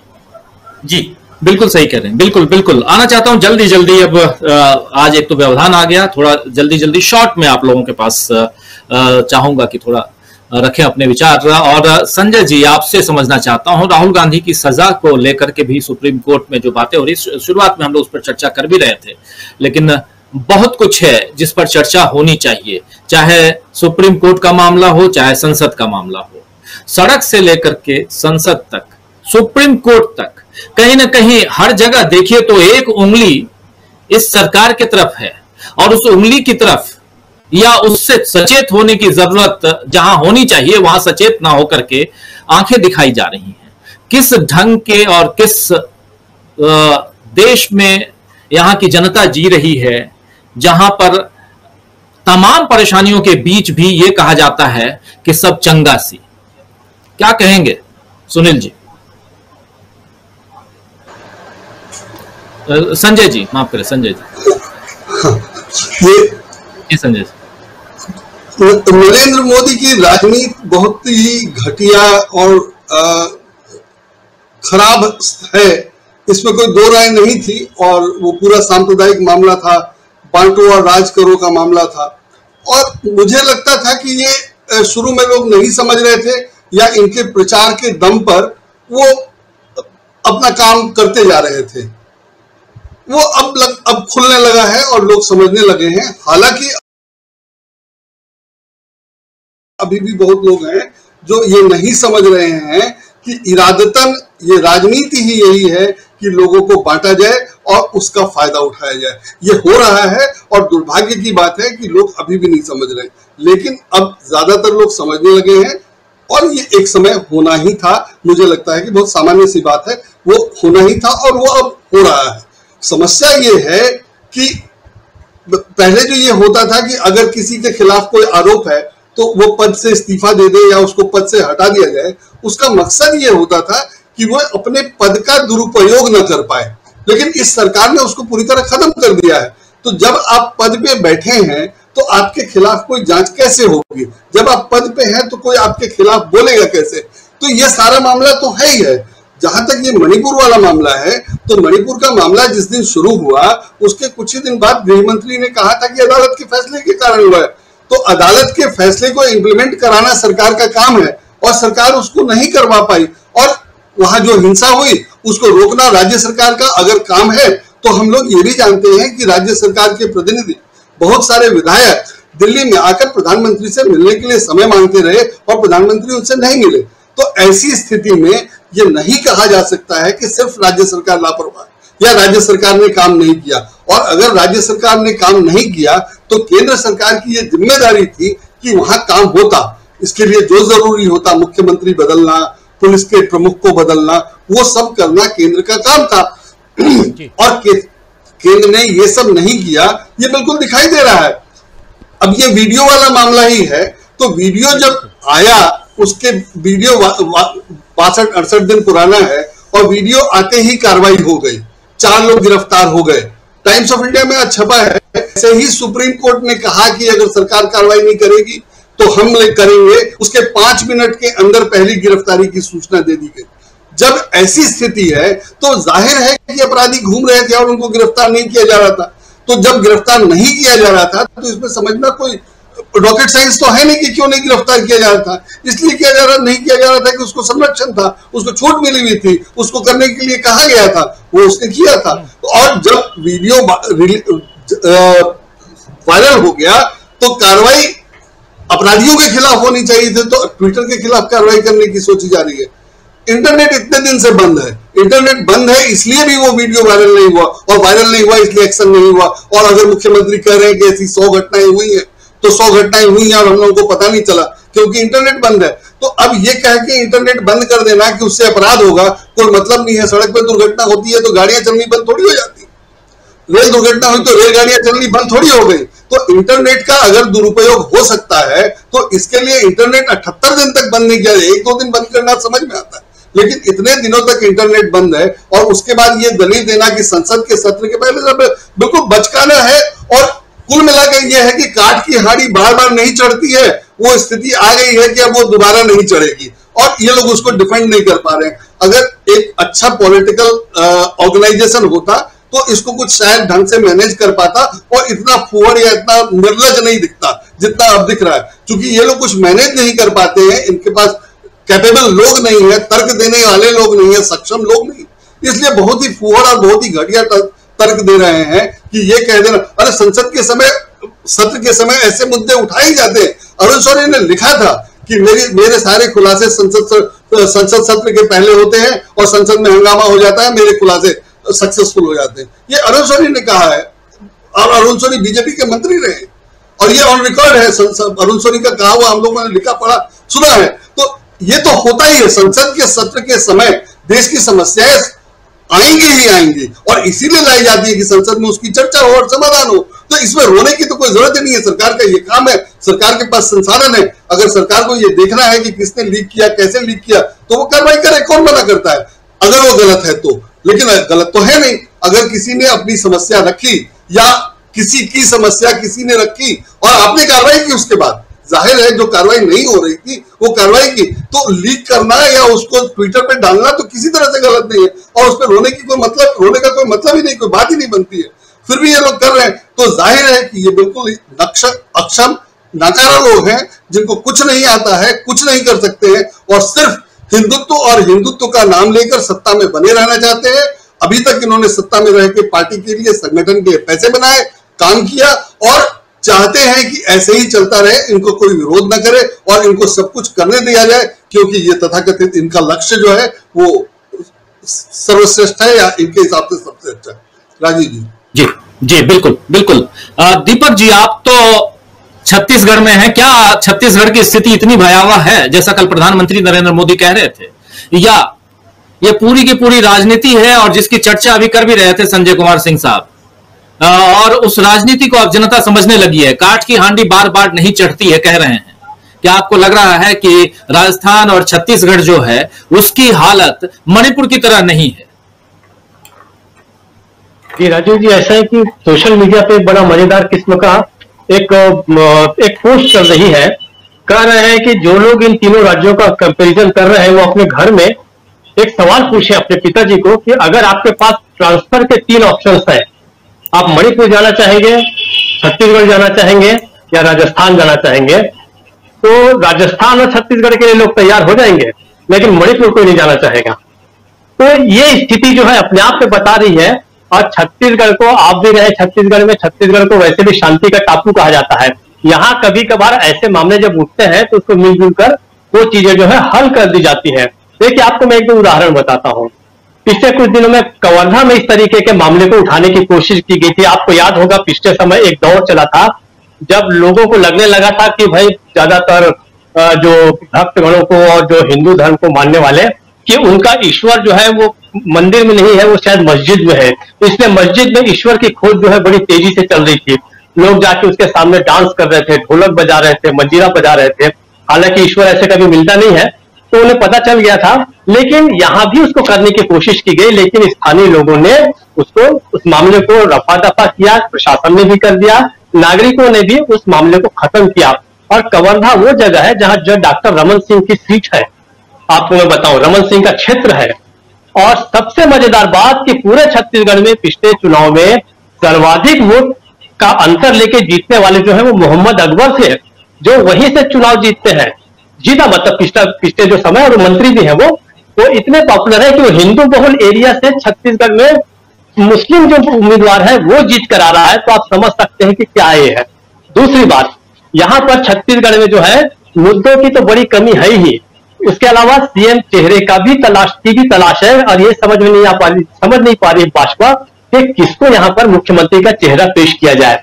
डॉक्टर रमन सिंह जो है वैसे भी अब इस समय वो थोड़े से मतलब जिसको कहा जाके अब दबे हुए हैं, कोई दूसरा चेहरा मिल नहीं रहा है, तो उनके सामने सबसे बड़ी पेचीदा सवाल ये है कि यहाँ पर किसको लाया जाए। अब प्रधानमंत्री जो है वो अपना चेहरा भी यहाँ पेश नहीं कर सकते छत्तीसगढ़ में। क्यों? क्योंकि कांग्रेस ऑलरेडी इस समय जो है 90 की विधानसभा में 72 सीटें उसके पास है, 72 सीटें। पिछले चारों के चारों चुनाव जो है उसमें जीते।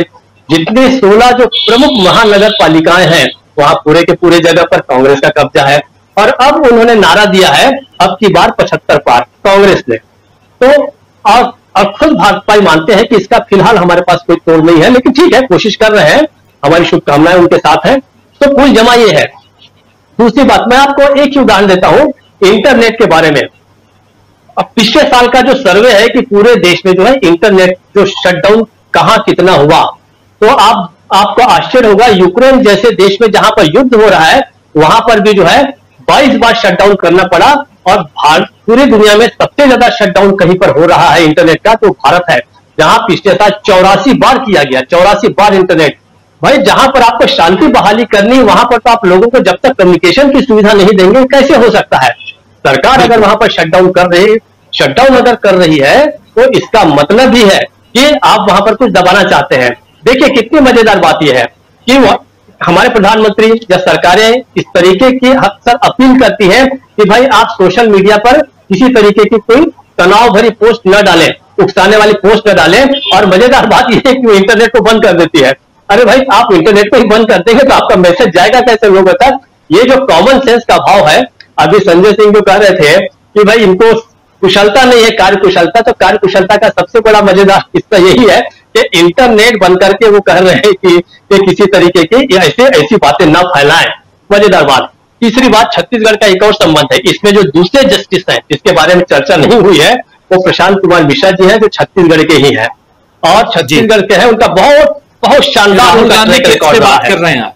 ये मैं बता दूं कि राहुल गांधी का जो बेंच है जो सुप्रीम कोर्ट में, उसमें 2 जज हैं, जस्टिस गवई और प्रशांत कुमार मिश्रा। प्रशांत कुमार मिश्रा छत्तीसगढ़ के हैं जी, छत्तीसगढ़ के हैं, और वो चीफ जस्टिस भी रहे। अब पिछले समय उनके पास बहुत ही इंपॉर्टेंट जो बेंच थी वो थी ग्रीन ट्रिब्यूनल की थी। आप जानते हैं कि ग्रीन ट्रिब्यूनल किसको दिया जाता है? जिसके सामने बड़े बड़े उद्योगपतियों के वो रहते हैं, मतलब एनवायरमेंट रिलेटेड कानूनों को तोड़ने के लिए। तो प्रशांत मिश्रा जी का भी जो इतना जबरदस्त ट्रैक रिकॉर्ड है, तो मुझे ऐसा लगता है कि ये भी एक आशा की निश्चित रूप से किरण है। जिस आरएस गवई की बात करते हैं, मैं महाराष्ट्र की राजनीति में दलित आंदोलन को भी मैंने देखा, तो आरएस गवई दलित आंदोलन से निकले हुए बेहद ईमानदार नेताओं में से एक रहे हैं। तो ये तो उनके घर में जो है लेगेसी चली आ रही है ईमानदारी की, और इसलिए उन्होंने पहले ही बता दिया कि भाई मेरा संबंध जो है एक ऐसे ऐसे परिवार से है, अगर आपको कोई आपत्ति न हो। तो ये कितनी अच्छी बात है। न्यायालय से यही पारदर्शिता जो है वो जनता चाहती है, बुद्धिजीवी लोग चाहते हैं। तो मुझे लगता है, और आपको ये भी याद होगा कि राहुल गांधी का केस जब गुजरात में चल रहा था तो हम सब लोग इस बात को लेकर एकमत थे कि गुजरात की सीमा के भीतर न्याय की कोई उम्मीद आप नहीं कर सकते। अगर आपको या किसी को भी न्याय पाना है तो पहले आपको गुजरात से बाहर निकलना पड़ेगा, और अंततः वही हुआ। मुझे ऐसा लगता है कि न्याय के काफी करीब है राहुल गांधी, और हम उम्मीद करते हैं कि वहां पर सुप्रीम कोर्ट ये बात जरूर सोचेगा कि क्या यह मामला केवल राजनीति से जुड़ा है, क्या यह मामला केवल व्यक्तिगत अवमानना से जुड़ा है। लोकतंत्र का जो व्यापक मुद्दा है, लोकतंत्र के जो व्यापक सवाल है, वो सारे के सारे इस मुद्दे के साथ जुड़े हैं। चाहे राहुल गांधी एक व्यक्ति है, ये वैयक्तिक मामला हो सकता है, लेकिन in larger interest of the democracy मैं उम्मीद करता हूं कि प्रयोजन के ऊपर निश्चित रूप से जस्टिस दोनों महोदय जो है वो ध्यान देंगे, और हो सकता है कि कोई अच्छी खबर जो है आने वाले समय में हमको मिल सकती है। अच्छा इसलिए नहीं कि वो कांग्रेस के हैं, हम कांग्रेस के समर्थक हैं, हम लोकतंत्र के समर्थक हैं, और हम चाहते हैं कि इस पर न्याय हो। राजीव जी। जी बिल्कुल बिल्कुल। यहाँ भी 7 पैनलिस्ट आप लोग हैं, आप लोग भी फैसला सुना सकते हैं, आप लोग भी बता सकते हैं कि आखिर क्या होने जा रहा है। सुप्रीम कोर्ट जो फैसला सुनाएगा वो तो ठीक है, लेकिन एक फैसला जनता की अदालत में भी होता है, और हम सब जनता हैं, तो उसमें एक फैसला ये तो आप लोग सुना ही सकते हैं। और अमलिंदु उपाध्याय जी, क्या लगता है आपको?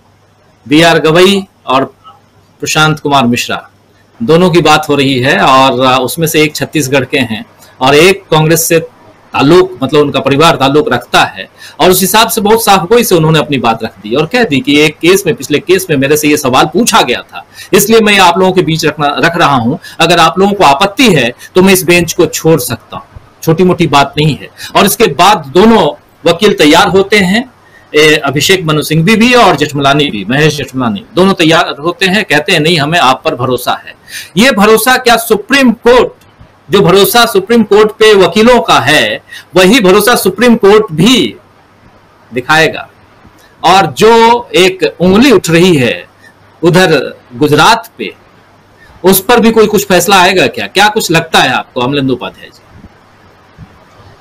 राजीव जी, पिछली चर्चा में मैंने यही बात कही थी कि जब राहुल गांधी का फैसला आएगा तो राहुल गांधी बरी होंगे या जी आप उस पहले राकेश जी को ले लीजिए, मैं तो आ जाऊंगा। नहीं, बिल्कुल बिल्कुल, आप 2 मिनट कीजिए फिर बात है। बिल्कुल, एक बहुत इंपॉर्टेंट पाठक जी के पास एक्चुअली आना इसलिए भी जरूरी है क्योंकि प्रियंका गांधी वही थी और थोड़ा क्या कुछ है वो जानना जरूरी है, इसलिए बस 2 मिनट।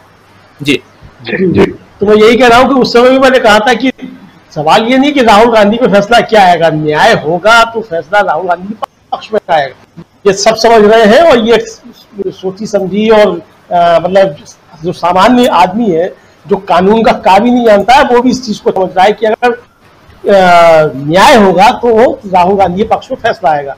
लेकिन जो महत्वपूर्ण बात है राजीव, मुझे लगता है कि इस फैसले के साथ ही गुजरात हाई कोर्ट के ऊपर कड़ी टिप्पणी जो है इस फैसले के अंदर सुप्रीम कोर्ट की तरफ से आनी चाहिए, ऐसा मेरा अपना मानना है।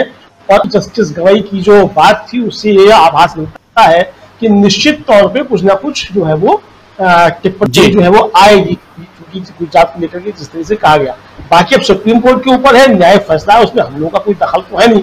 फैसला जब आएगा तब उसके बाद समीक्षा की जाएगी, क्या होता है क्या नहीं होता है, उसके क्या राजनीतिक परिणाम निकलेंगे उस पर चर्चा की जाएगी, जनता उसको किस तरीके से ले रही है तब उस पर चर्चा की जाएगी। लेकिन फिलहाल अभी जो है उस पर जुडिस है और सरकार को नोटिस और मोदी को नोटिस जारी हो ही चुका है। जी बिल्कुल बिल्कुल। पाठक साहब आपके पास आना चाहता हूं और सबसे बड़ी बात देखिए, 3 तस्वीरें आज दिखाई दे रही थी। एक तस्वीर सुप्रीम कोर्ट में राहुल गांधी, दूसरी तस्वीर संसद में मल्लिकार्जुन खड़गे अपनी बात रख रहे थे, नहीं सुना गया। तीसरी तस्वीर ग्वालियर में प्रियंका गांधी। कांग्रेस के 3 नेता, बड़े नेता, तीनों अलग अलग। राहुल गांधी खुद नहीं थे वहां, लेकिन राहुल गांधी के वकील तो थे ही, और वकील ही नहीं है, अभिषेक मनु सिंघवी एक वरिष्ठ नेता भी हैं कांग्रेस पार्टी के। तो ये तीनों जगह कांग्रेस पार्टी है। ऐसे में प्रियंका गांधी का जो भाषण है वो क्या मायने रखता है जरा, और क्या कुछ वहां हलचल है, क्योंकि सिंधिया साहब का गढ़ है और उस गढ़ में चुनाव से पहले, अभी चुनाव का बिगुल नहीं बजा है, लेकिन उससे पहले प्रियंका गांधी का वहां पहुंचना, गरजना क्या मायने रखता है। इस बार मध्य प्रदेश को किधर जाते हुए देखा जाए? राजीव जी, प्रियंका गांधी ने अपने चुनावी अभियान की शुरुआत जबलपुर से की थी और ये दूसरी सभा उनकी ग्वालियर में हुई, यानी सिंधिया के गढ़ में। यद्यपि अब सिंधिया का गढ़ कहना भी बहुत उपयुक्त शब्द नहीं है, क्योंकि अभी उपचुनाव में दल बदल के बाद ज्योतिरादित्य सिंधिया के खेमे के लोग जो भाजपा के टिकट पर लड़े थे सबसे ज्यादा ग्वालियर चंबल में ही हारे थे। प्रॉपर ग्वालियर जिले में 2 सीटों पर उपचुनाव था। डबरा और ग्वालियर पूर्व दोनों पर बीजेपी के प्रत्याशी यानी सिंधिया के खास दोनों प्रत्याशी चुनाव हार गए। इसके बावजूद प्रियंका गांधी का ग्वालियर से आगाज करना एक संदेश है। थोड़ी छोटी टिप्पणियों के साथ मैं बताता हूं, बाकी थोड़ी देर बाद वीडियो आपके पास आ जाएगा जो टीवी लाइव पर लगेगा आज की बैठक को लेकर। सबसे पहली बात, वे एयरपोर्ट से सीधे महारानी लक्ष्मीबाई की प्रतिमा पर गए। हम सब जानते हैं, इतिहास गवाह है, 1857 की क्रांति में लक्ष्मीबाई की शहादत ग्वालियर में हुई और तत्कालीन महाराज जयाजी राव सिंधिया की भूमिका कटघरे में रही है। तो प्रियंका गांधी ने पहला संदेश ये दिया कि वे सिंधिया घराने की जो दुखती हुई रवे लक्ष्मीबाई की प्रतिमा वहां पर गई और वहां से उन्होंने अभियान की शुरुआत की। यद्यपि मैं इसमें जोड़ दूं अपने दर्शकों की जानकारी के लिए कि 1857 से लेकर 2022 तक सिंधिया घराने का कोई भी व्यक्ति ठीक उनके महल के सामने 4 कदम की दूरी पर है लक्ष्मीबाई की प्रतिमा, जहां वे शहीद हुई थी। बाकी विस्तार से मेरी किताब आने वाली है, उसमें जानकारी मिलेगी। सिंधिया घराने के पहले व्यक्ति थे ज्योतिरादित्य सिंधिया, जो बीजेपी में शामिल होने के बाद अभी पिछले साल महारानी लक्ष्मीबाई की प्रतिमा पर गए थे, उनकी समाधि पर पुष्प चढ़ाए थे। अच्छी बात है, हम स्वागत करते हैं। दूसरी बात, बहुत सारे लोग, हम सब लोग प्रेक्षक पत्रकार ये उम्मीद कर रहे थे कि प्रियंका गांधी ग्वालियर में सिंधिया के बारे में कुछ कहेंगी, लेकिन उन्होंने विस्तार में जाने के बजाय, अभी आपने अपने वीडियो में सुनाया 2 बार, सिर्फ एक लाइन में बहुत कुछ कह दिया। बिटवीन द लाइन्स में उन्होंने और क्लियर कट ये कहकर कि मैं 10 मिनट बोल सकती हूं जो सिंधिया जी के बारे में, कि अचानक उनकी विचारधारा पलट गई। अगर हम बोलचाल की भाषा में, पत्रकारीय भाषा में कहें तो वे कह गई कि ज्योतिरादित्य सिंधिया पलटू राम है। इसको हम इस तरह से पत्रकारी भाषा में कह सकते हैं, सीधे उन्होंने शब्द नहीं बोला। तीसरी बात, उनकी मौजूदगी में मध्य प्रदेश विधानसभा में कांग्रेस के नेता प्रतिपक्ष डॉक्टर गोविंद सिंह ने आजादी की लड़ाई से लेकर अब तक के सिंधिया घराने के गद्दारी के इतिहास का वर्णन किया। कमलनाथ ने भी इस कटाक्ष के रूप में एक शब्द बोला। तो कुल मिलाकर पूरी सभा को ज्योतिरादित्य सिंधिया पर केंद्रित करने की बजाय प्रियंका गांधी ने प्राथमिकता दी स्थानीय मुद्दों को। मध्य प्रदेश में भ्रष्टाचार जो हो रहा है उसको लेकर, पटवारी परीक्षा में जो अभी बड़ा मामला सामने आया है उसका जिक्र किया, बेरोजगारी की बात की। यद्यपि 1-2 तकनीकी भूलें उनके भाषण में हुई है। मुझे आश्चर्य है कि प्रियंका गांधी का भाषण लिखने वाले या उन्हें फीडबैक देने वाले लोग ऐसी गलती कैसे कर रहे हैं। और एक गलती तो दोहराई गई है, जबलपुर में भी वे कह गई थी कि 21 लोगों को रोजगार दिया है 3 साल में शिवराज ने, यह आंकड़ा गलत है। आज उन्होंने फिर ये बात कही। और दूसरा भी ये भी कह गई कि 1600 लोग बेरोजगार है मध्य प्रदेश में। तो ये तो प्रकारांतर से शिवराज सिंह की सरकार को सफलता का सर्टिफिकेट है। 7 करोड़ लोगों के राज्य में अगर सिर्फ 1600 लोग बेरोजगार हैं तो ये तो कुछ भी नहीं है। फिर भी उनका जो संदेश था वो मध्य प्रदेश सरकार के घोटालों को लेकर था, घपलों को लेकर था। सभा बहुत बड़ी थी, ग्वालियर चंबल संभाग से लाखों लोग आए थे। सफलता को प्रकारांतर से एक राजनीतिक दल, विपक्ष में बैठे हुए दल की सफलता माना जा सकता है इस जन आक्रोश रैली को। चुनाव तक क्या होगा हम नहीं जानते, लेकिन कुल मिलाकर ग्वालियर से गांधी परिवार ने शुरुआत की है। ये सीधे सिंधिया को ही संदेश देने की कोशिश है। जी राजीव जी। जी बिल्कुल, बहुत बहुत शुक्रिया, बहुत धन्यवाद आपको डॉक्टर साहब जुड़ने के लिए, बहुत बहुत शुक्रिया। जी बिल्कुल, बहुत शुक्रिया, बहुत धन्यवाद। और मीनू जी आपके पास आना चाहता हूं। मीनू जी, बातें हम बहुत अलग अलग कर रहे हैं, लेकिन एक महत्वपूर्ण बात यह है कि एक तरफ संसद है और दूसरी तरफ सर्वोच्च न्यायालय है। संसद की तरफ भी नजरें टिकी रहती हैं और ऐसा लगता है, कहा जाता है कि वहीं से सब कुछ, कहा नहीं जाता है भी, वहीं से ये देश चलता है। लेकिन अगर वहां भी उम्मीद नहीं तो फिर लोग जो हैं वो जाते हैं सर्वोच्च अदालत की तरफ। और सर्वोच्च अदालत में अभी राहुल गांधी हैं। हम यहां अब 6 लोग बैठे हैं। आपसे अब पहली बार में आपको रोक दिया था मैं, लेकिन अभी अब मैं खुल के कहता हूं कि जरा बताइए कि सर्वोच्च अदालत से पहले आपका अगर फैसला हो तो आप क्या फैसला सुनाएंगे? देखिए, मेरा फैसला देखिए राहुल गांधी के पक्ष में ही होगा। अब कारण बताऊं या ना बताऊं, आप बताइए। क्यों? जी नहीं, बिल्कुल बिल्कुल कारण बताइए, बिल्कुल बताइए, बिल्कुल ओपन। जो कारण वही है जो मैं कारण वही है जो मैं पहले इस पे बता रही थी, जो मेरी समझ कहती है कि जो मेरी समझ कहती है, जिसको प्रशांत जी ने थोड़ा सा इलेबोरेट भी किया उसके ऊपर। तो मेरी समझ जो कहती है कि उसमें एक तो पूर्णेश मोदी के ऊपर कहीं नाम नहीं लिया गया है, इसलिए पूर्णेश मोदी का वही लोकस स्टैंडाई की बात आती है। दूसरी बात यह है कि पूर्णेश मोदी एक समाज के प्रतिनिधि नहीं है, समाज भी वहां पे कई भागों में मोदी, कई तरह के मोदी हैं। तीसरी बात यह आती है कि प्रोबेबली ये जो मानहानि के मुकदमे होते हैं ये समुदाय की तरफ से, आप नहीं है ऐसा कि कोई एक बहुत बड़े किसी दुनिया भर में फैले हुए समुदाय की तरफ से आपने एक मुकदमा मानहानि का दायर कर दिया। आई थिंक ये फ्रिवलेस ग्राउंड के ऊपर ये मुकदमा दायर किया गया है और ये खारिज हो जाएगा। और मुझे जो अभी संजय जी ने भी बोला, जैसे कि भाई सख्त टिप्पणियां डेफिनेटली गुजरात हाईकोर्ट या गुजरात की न्याय व्यवस्था के ऊपर आने वाली हैं। तो जो कारण है उसमें यह भी हो सकता है कि ये कहा जाए कि भाई आपको अगर अपनी मानहानि लगी तो आप दोबारा से मुकदमा डालिए, नीचे जाइए ट्रायल कोर्ट पे, एक नया फ्रेश मुकदमा डालिए कि मेरी मानहानि हुई थी इस बारे में, फिर वहां की अदालत जवाब देगी आपको कि आपकी हुई थी या नहीं हुई थी। वो अगेन फिर वो डिफीट होंगे, क्योंकि उनका तो नाम ही नहीं लिया गया है। तो मेरे हिसाब से तो फ्रिवलस है ये मुकदमा। और फिर वही बात आती है कि अगर पुराने मुकदमे खोदे जाए, पुराने भाषण खोदे जाए मोदी जी के और भाजपा नेताओं के, तो मेरे ख्याल से तो 5,000 6,000 मुकदमे तैयार हो जाएंगे मानहानि के, मतलब भर जाएगी अदालतें। इतने मुकदमे हैं कि उसमें 2-2 साल मतलब पूरी एक तो संसद ही खाली हो जाएगी, ऐसा भी संभावना हो सकती है अगर उन मुकदमों को किया जाए। तो ये इस तरह की चीजों को, ये एक नया रिवाज शुरू हो गया है। उसमें वही है कि विपक्ष की आवाज को दबाना, और वो दबाने में सफल भी हुए हैं। जो उनकी कुटिल चाल है वो अंत में वो जीतेंगे नहीं, अंत में तो राहुल गांधी का ही पक्ष जीतेगा। और इससे एक जो सुप्रीम कोर्ट है इसको एक प्रेसिडेंट नहीं बनने देगी कि ये तो फिर आइंदा के लिए तो आप फिर चुनावी सभा में बोलेंगे क्या। अब जिसको मोदी जी की ये कहा जाता है कि मोदी जी तो बड़े अच्छे ओरेटर हैं और ये बांध देते हैं समा, तो वो यही तो करते हैं, घुमा घुमा के शब्दों के लक्ष्य उतारते रहते हैं। उसमें वो दीदी ओ दीदी भी कहते हैं, उसमें जर्सी गाय भी कहते हैं, उसमें कांग्रेस की विधवा भी कहते हैं, 50 करोड़ की गर्लफ्रेंड भी कहते हैं। अगर वो सब लोग डालने लगे मुकदमे, और फिर मोदी जी का फिर मसाला कहाँ जाएगा, फिर जो चटकारा डालते हैं उसके अंदर चाट में, तो वो तो खत्म हो जाएगा।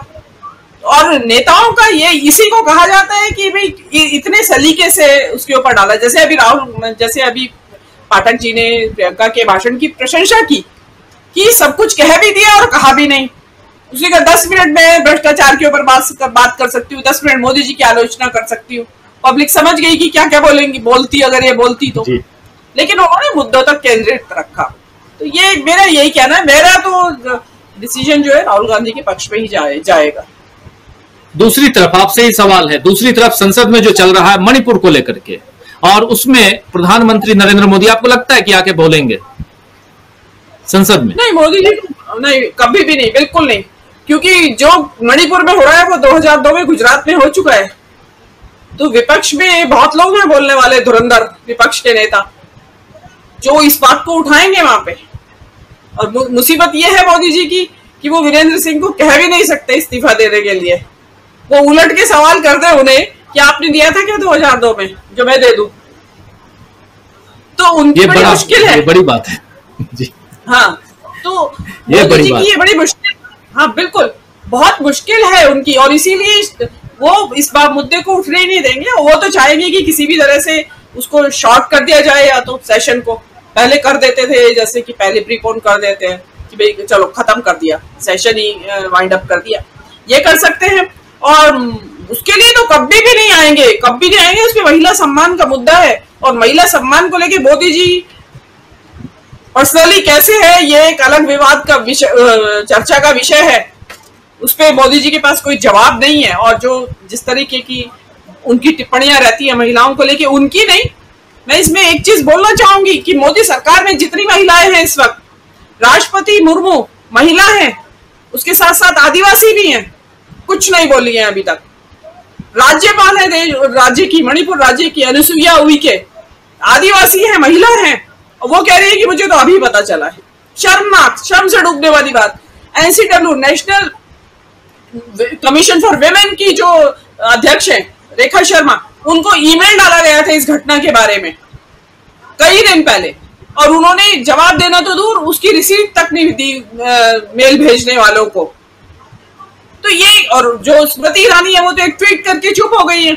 उसके अलावा आप देखिए ANI जो ये एजेंसी है, न्यूज एजेंसी जिसकी आपने शुरू में बात भी की, कितना बड़ा भ्रामक वो किया, मतलब भांग गुली हुई है पूरे कुएं में, उसमें महिलाएं भी शामिल हो गई हैं। अरे भाई, या तो फिर चुप ही रह लो, अगर आपको पक्ष लिए बगैर आपका मन नहीं मानता है तो उससे बेटर है चुप रहिए। इतना घिनौना, भयावह, खौफनाक, क्या बोले, क्या क्या शब्द लगाए उसके सामने, ऐसा कांड हुआ है और आप इस तरह की बातें कर रही हैं। संवेदनशीलता बेच के खा ली उन लोगों ने। और मैं तो राष्ट्रपति मुर्मू से समझती हूँ, उनको कुछ तो बोलना चाहिए था, कुछ बोलना चाहिए था उनको। और जो बातें कर रहे हैं सब, त्याग पत्र देते अनुसुईया उइके कि भाई मुझे इतना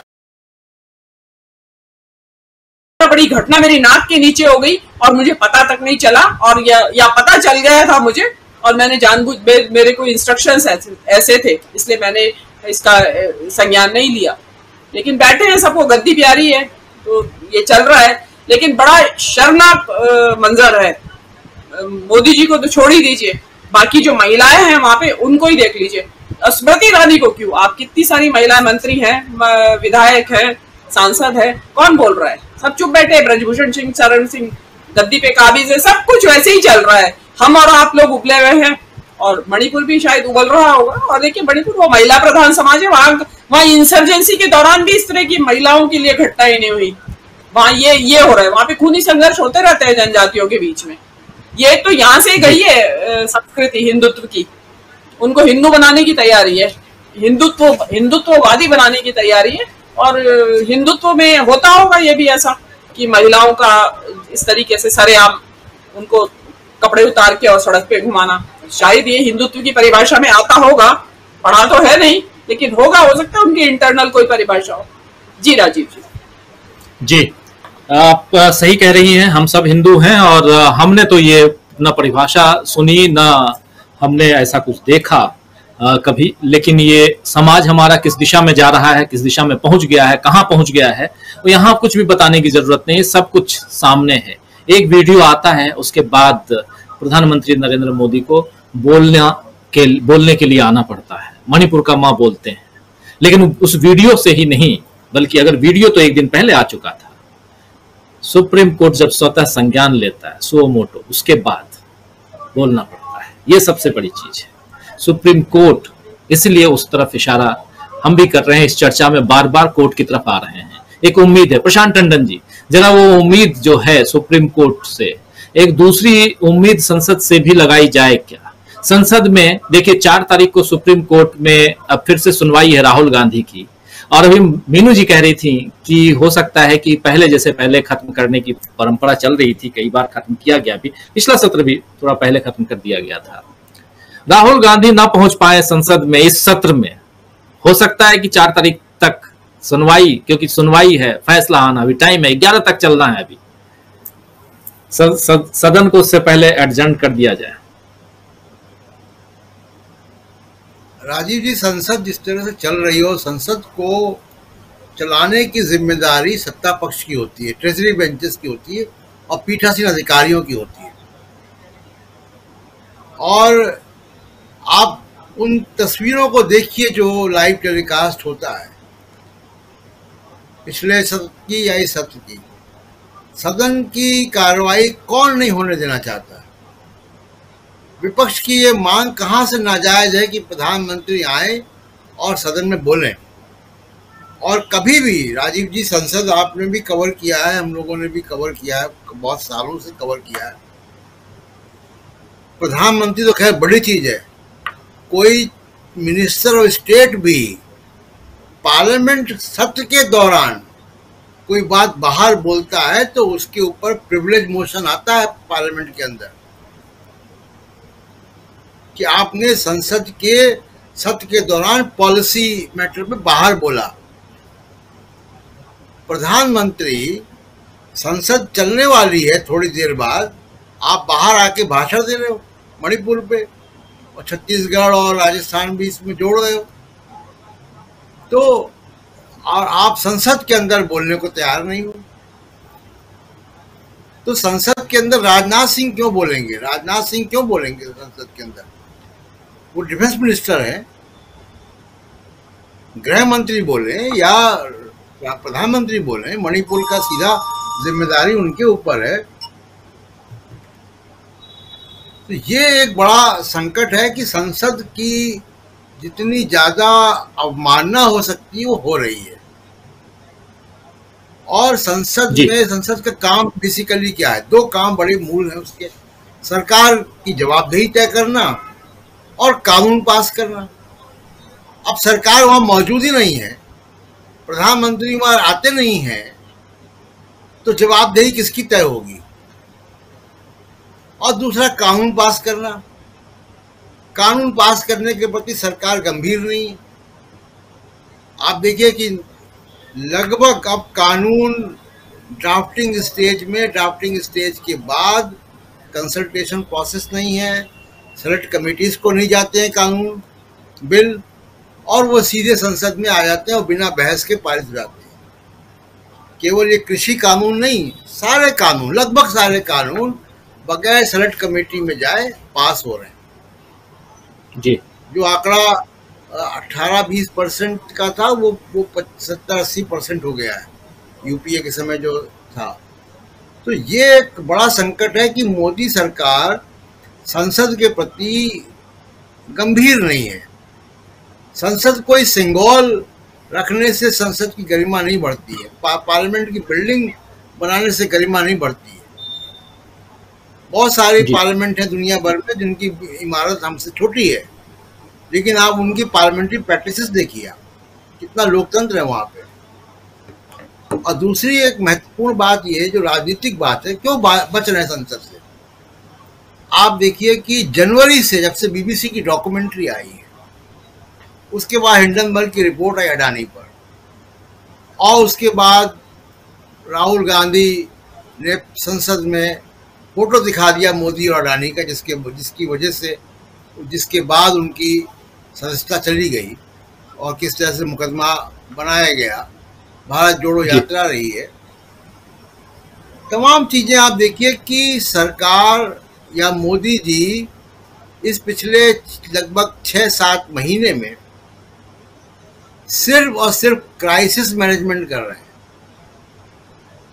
मणिपुर भी एक घटिया और आधा अधूरा एक क्राइसिस मैनेजमेंट था कि छत्तीसगढ़ और मध्य प्रदेश राजस्थान का नाम ले दो, ये क्राइसिस मैनेजमेंट था।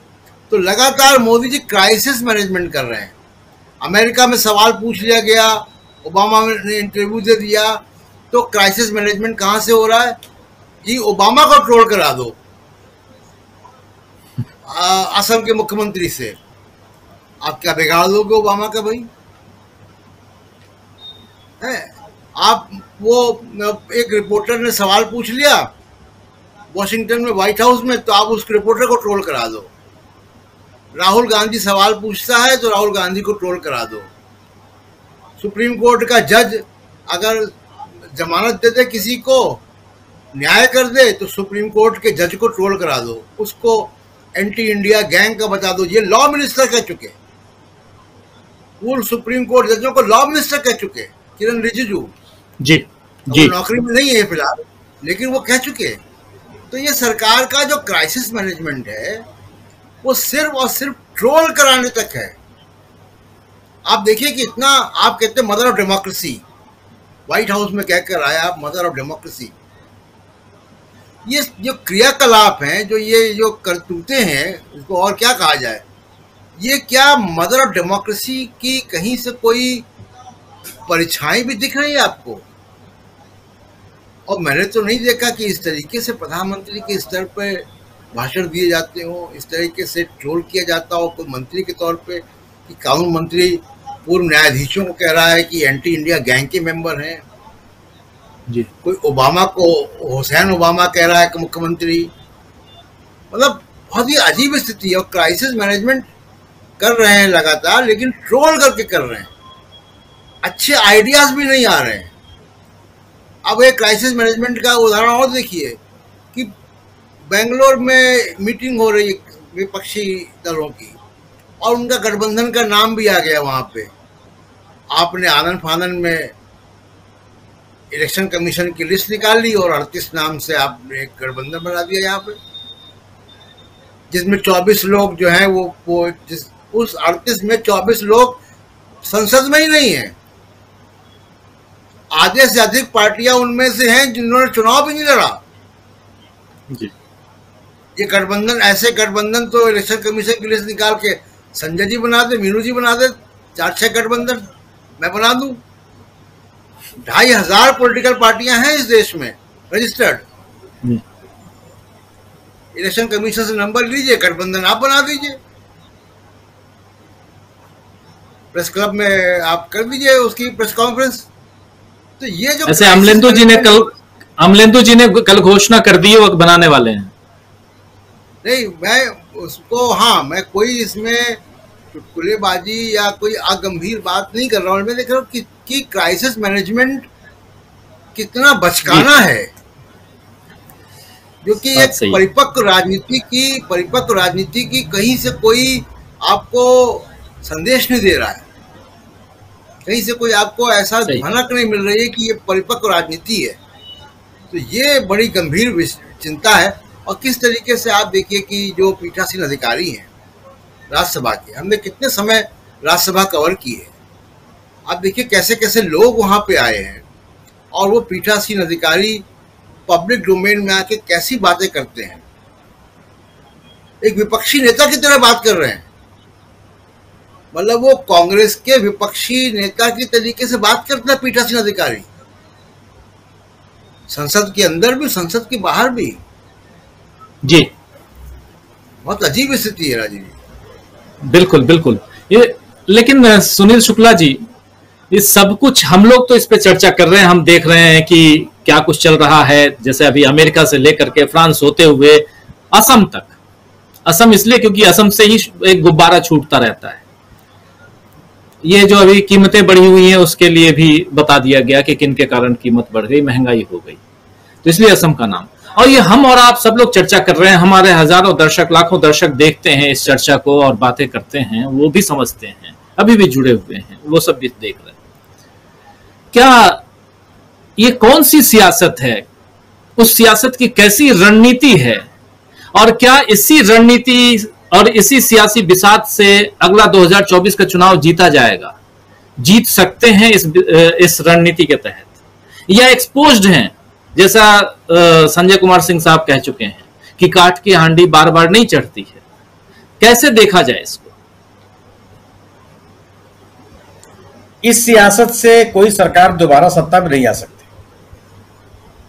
बिना गवर्नेंस के आप सत्ता में दोबारा नहीं आ सकते। कर्नाटक की जनता ने इसको प्रमाणित कर दिया, हिमाचल प्रदेश की भी जनता ने इसको प्रमाणित कर दिया, छत्तीसगढ़ और राजस्थान की जनता भी ये बार बार कह रही है कि जो गवर्नेंस देगा हम उसी को चुनेंगे। अभी तक ये बात नहीं कही जा रही है कहीं से भी।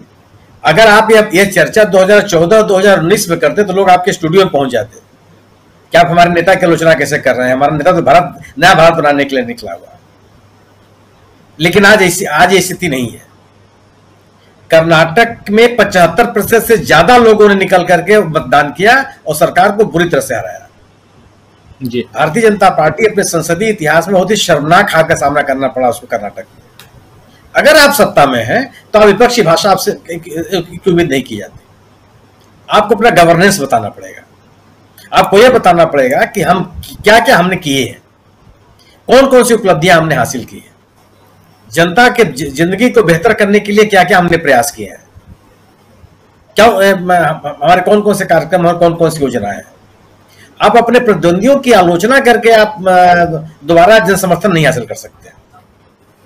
विभाजन की जो कोशिशें हैं, ठीक है, कुछ लोग हैं ऐसे खाए हुए लोग हैं जिनको अच्छा लगता है हिंदुत्व का नारा और ध्रुवीकरण और तमाम तरह की बातें, लेकिन जिनके साथ जो अगर आप लोगों की रोजी रोटी के साथ खिलवाड़ करेंगे या आप उनके रोजी रोटी का ध्यान नहीं रखेंगे तो लोग आपके साथ जुड़ने के लिए नहीं है। सरकारें इस बात के लिए थोड़े बनती हैं, लोग वोट देने के लिए जाते हैं, इसलिए थोड़ी जाते हैं कि आप जाकर के और विपक्षी दलों पे आप हमले कीजिए, उनकी शिकायत कीजिए, उनकी पार्टियों को आप तोड़ दीजिए, चुनी हुई सरकारों को खारिज कर दीजिए। सरकार इस बात की लोग किसी राजनीतिक दल को सत्ता में इसलिए नहीं लाते, अपनी जिंदगी के बेहतर करने के लिए आते हैं, रोजमर्रा की समस्याओं के समाधान करने के लिए आते हैं।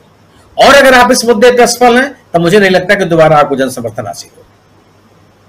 सुप्रीम कोर्ट की अगर आप बात कर रहे हैं, न्यायालयीय आदेशों के बारे में आप कोई कुछ भी कल्पना नहीं कर सकते, लेकिन न्यायालय भी नजीरों पे चलती हैं।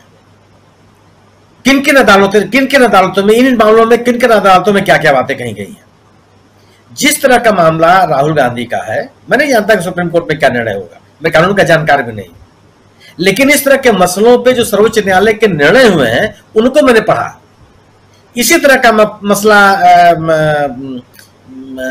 ये सिद्धू साहब के साथ था, नवजोत सिंह सिद्धू के साथ, उनको सजा हुई थी और उनकी सजा को सुप्रीम कोर्ट ने स्टे कर दिया। उसी सुप्रीम कोर्ट ने स्टे किया जिसने बाद में उनको सजा दी। उनको सजा से मुक्त नहीं किया। लेकिन जब प्रोसीडिंग चल रही थी तो इस बिना पर कि ये सजा माने अंतिम निर्णय तक आने के लिए उसके जो होने वाले प्रभाव हैं वो असरकारी न हो। सुप्रीम कोर्ट ने स्टे दिया था और जब मामला पूरा निर्णय पे उसको सजा सुना दिया और सजा काट के भी बाहर आए हैं। आप केरल मद्रास हाई कोर्ट का निर्णय याद कीजिए जो जयललिता जी के बारे में दिया था। अभी आप याद कीजिए, अभी तुरंत कर्नाटक हाई कोर्ट ने अमित मावली के बारे में क्या कहा, उनके खिलाफ जो जांच चल रही है उसको स्टे किया कि इस तरह की अमित मालवीय ने एक व्यक्ति के बारे में कहा और इंटरिम स्टे ऑर्डर किया उसके बारे में। बुधवार की बात है ये। सवाल ये नहीं है अदालतें इस मामलों में कैसा निर्णय लेती है। अगर जो गुजरात हाई कोर्ट ने कहा, हमारी अपनी जानकारी में नहीं है कि अदालतें मुकदमा दायर होते समय जो तथ्य उपलब्ध होते हैं उनके आधार पर निर्णय करती है। भविष्य में जो उपलब्धि जो घटनाएं होती है उसका मूल्यांकन नहीं करती हूं। माननीय गुजरात न्यायालय ने यह कहा कि इनके खिलाफ 10 से ज्यादा मुकदमे हैं और एक मुकदमा वो भी है जो सावरकर साहब के पौत्र ने दाखिल किया है। तो सावरकर साहब के पौत्र ने मुकदमा कब दाखिल किया था? ये जब राहुल गांधी के खिलाफ मुकदमा पूर्णेंदु मोदी का था उसके बाद दाखिल हुआ। इसके उल्लेख की आवश्यकता ही नहीं थी।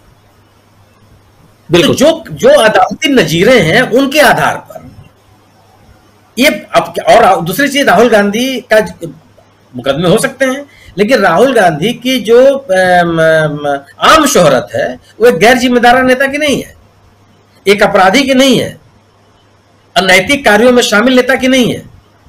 यही कानून कहता है कि गंभीर अपराध होगा तो सर्वोच्च न्यायालय का आदेश है तो उस पर आप स्टे देने के बारे में आप सोच सकते हैं कि दे कि ना दे। क्या ये गंभीर अपराध है? क्या ये हैबिचुअल अपराधी के द्वारा किया गया है? तो जिस स्थितियां जो है वो उसके अनुसार अगर आप न्यायालय की बात करेंगे तो न्यायालय भी अपने कानूनी व्यवस्थाओं के आधार पर निर्णय लेता है। उसके सामने ये भी होता है कि ये सर्वोच्च न्यायालय का निर्णय होगा, भारत के सर्वोच्च न्यायालय का, जब दुनिया में इसको कोर्ट किया जाएगा। दुनिया में जब इस तरह के अवमानना के मामलों में आपराधिक मामले बंद कर दिए गए, उससे विचार ही नहीं किया जाता, वो प्राविधान ही खत्म कर दिया गया। दुनिया के तमाम विकसित देश है, हमारे देश में भी जेरे भास है कि इसको आपराधिक मामला माना जाए कि ना जाए, कोई इस तरह के अपराधी इस तरह के आरोप में जेल भेजा जाए कि ना भेजा जाए। इस तरह की स्थितियां बनी हुई हैं। आप किसी मुद्दे को बहुत लंबा थोड़ा खींच सकते हैं। अदालतों के सामने तो तथ्य आएंगे और आपकी स्थिति क्या है। अब पूरे के पूरे मामले को अगर आप देखिए ना, एक वही मोदी साहब जब ट्रायल कोर्ट में मामला सुनवाई चल रहा था तो उन्होंने स्टे ले लिया। तो किस तरह से आगे चलते चले गए मामले। एक गवाही साहब कह रहे हैं कि साहब चूंकि मेरी पृष्ठभूमि कांग्रेस की रही है तो आप सोच लीजिए। माननीय गुजरात न्यायालय के न्यायमूर्ति साहब तो नहीं कहा साहब कि मैं इन भाजपा के नेताओं का वकील रह चुका हूं। ट्रायल कोर्ट के सेशन कोर्ट ने भी ये नहीं कहा कि साहब मैं माननीय भारतीय जनता पार्टी के नेताओं का वकील रह चुका हूं, आप हमारे बारे में मेरे पास ये मुकदमा लाइए चाहे मत लाइए। एक साफ गोई सर्वोच्च न्यायालय में है और एक साफ गोई निचली अदालतों में आप देखते चले आ रहे हैं। जो बातें सामने बाद में आई, सर्वोच्च न्यायालय क्या निर्णय करेगा, लेकिन जो तथ्य है वो उन तथ्यों के आधार पर जो फैसले होने और अब तक का जो सुप्रीम कोर्ट के नजरे हैं उसमें यह है कि लोगों को राहत मिलती रही है। मिलेगी कि नहीं मिलेगी नहीं कर सकता, लेकिन अब तक तो राहत मिलती रही है और इनवेरिएबली राहत मिलती रही है। अब तक के इतिहास में किसी भी व्यक्ति को अवमानना के मानहानि के मामले में 2 साल की सजा नहीं हुई है, पहली बार हो रहा है। तो ये तमाम चीजें हैं जिसके आधार पे ये होना है। एक तमाम चीजें सामने है, इसलिए आप चीजों को तथ्यों के साथ खिलवाड़ नहीं कर सकते। आप मणिपुर में जो आपराधिक घटनाएं हुई हैं, जिस तरीके से महिलाओं का अपमान हुआ है, जिस जघन्य अपराध हुए हैं, उनको आप छत्तीसगढ़ और राजस्थान का नाम लेकर के उनकी गंभीरता को कम नहीं कर सकते। आपको लगता है कि आप इस तरह की कोशिश करके आप उसकी गंभीरता को कम कर देंगे और देश में जो हलचल मची हुई है उसको आप प्रभावित कर लेंगे। संभव नहीं है। इतनी संवेदनाएं लोगों की मरी हुई नहीं है, और अगर इतनी संवेदनाएं मरी होती तो जो प्रदर्शन दिल्ली में हुआ और जो प्रदर्शन इम्फाल में हुआ या अन्य जगह हुआ वो न दिखाई पड़ता आपको। तो तमाम राजनीतिक मुद्दे हैं, उन मुद्दों पर की जवाबदेही सरकार के सामने है और इस जवाबदेही से कैसे निपटेगी तो आने वाला समय बताएगा। जो बता रहे हैं प्रशांत जी कि जो क्राइसिस मैनेजमेंट है वह कितना अविश्वसनीय है और छोटे स्तर का है कि लोग उसे कन्विंस नहीं होते। जी बिल्कुल बिल्कुल। क्लोजिंग कमेंट चाहूंगा जल्दी संजय जी आपके पास आना चाहूंगा, समय तो बहुत ज्यादा ले चुका हूं आप लोगों का। क्या कहेंगे संजय जी? संसद से सर्वोच्च अदालत तक, सुप्रीम कोर्ट सुप्रीम है, इसीलिए वहां के वकील जो हैं, माफ करें, वहां के जो चीफ जस्टिस और उनके नीचे जो लोग हैं, यानी कि जो जस्टिस गवई हैं, जस्टिस मिश्रा हैं, ये साफ गोई के साथ अपनी बात रखते हैं। लेकिन दूसरी तरफ आप देखिए, गुजरात हाई कोर्ट के जो जस्टिस साहब हैं, हेमंत प्रच्छक साहब, वो पहले वकालत कर चुके हैं और अमित शाह के वकील रह चुके हैं। समझ सकते हैं। हाँ, और भी पुराने मामले हैं और वो चीफ जस्टिस तक गया है और सुप्रीम कोर्ट में भी हुआ है वो सब, तो और उसके फैसले भी हैं, उस पर आर्टिकल भी लिखा जा चुका है, वो सब है, हम लोग जानते हैं और सब पब्लिक डोमेन में है। लेकिन राहुल गांधी को सजा का जो मामला है उसको मैं ऐसे देखता हूं कि एक बलात्कारी या यौन शोषण का आरोपी गिरफ्तार नहीं हो रहा है, उसको जमानत मिल जा रही है, और सिर्फ ये कहने के लिए कि सभी चोरों के नाम मोदी क्यों है, राहुल गांधी को सजा हो जा रही है। ये व्यवस्था है। अगर व्यवस्था है, एफआईआर, कोर्ट, सरकार, कानून, अदालत, कानून, वकील, तो उसका रिजल्ट यही है कि एक यौन शोषण का आरोपी जिसका काम था कि वो देश के खिलाड़ियों को आगे बढ़ाता, ले जाता, रिप्रेजेंट करवाता, देश के लिए पुरस्कार जीतता और खिलाड़ियों को एनकरेज करता, वो खिलाड़ियों का यौन शोषण कर रहा था। सही गलत की बात ही नहीं है, उस पर यह आरोप है और उसको ना पद से हटाया जा रहा, ना उसके खिलाफ कोई कार्रवाई हुई, और दूसरी तरफ सिर्फ ये पूछने के लिए कि सभी चोरों का नाम मोदी क्यों होता है, राहुल गांधी को सजा हुई है। ये व्यवस्था है और यही चिंता की बात है। अब सुप्रीम कोर्ट में छूट जाए राहुल गांधी या सुप्रीम कोर्ट में उनको सजा ना हो, लेकिन भारत में मुकदमा लड़ना सजा भुगतने से कम नहीं है। मुझे कभी अदालत में जाना नहीं पड़ा, पुलिस से कोई पंगा नहीं हुआ, ऐसी कोई स्थिति नहीं आई, लेकिन एक मामले में मैं गवाह था और गवाह के रूप में जो मुझे गवाही देने के लिए जो जाना पड़ा, उसी में नानी याद आ गई थी और मुझे लगा, मैंने कोर्ट में ना टॉयलेट है, ना पंखा है, ना बैठने की जगह है, और मैं दिल्ली के 30,000 अदालत की बात कर रहा हूं। तो एक गवाह के रूप में दिन भर मुझे जब बैठना पड़ा तो उतनी वो सजा ही थी।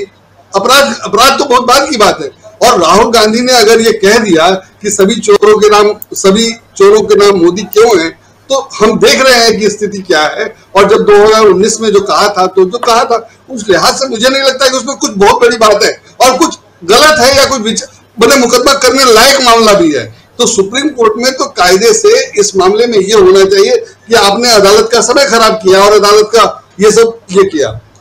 अगर वो सब नहीं होता है और मैं उस सब की बात ना करूं, तो मुझे सिर्फ ये चिंता ही पर्याप्त लगती है कि राहुल गांधी को सजा हो गई और वो बच गए।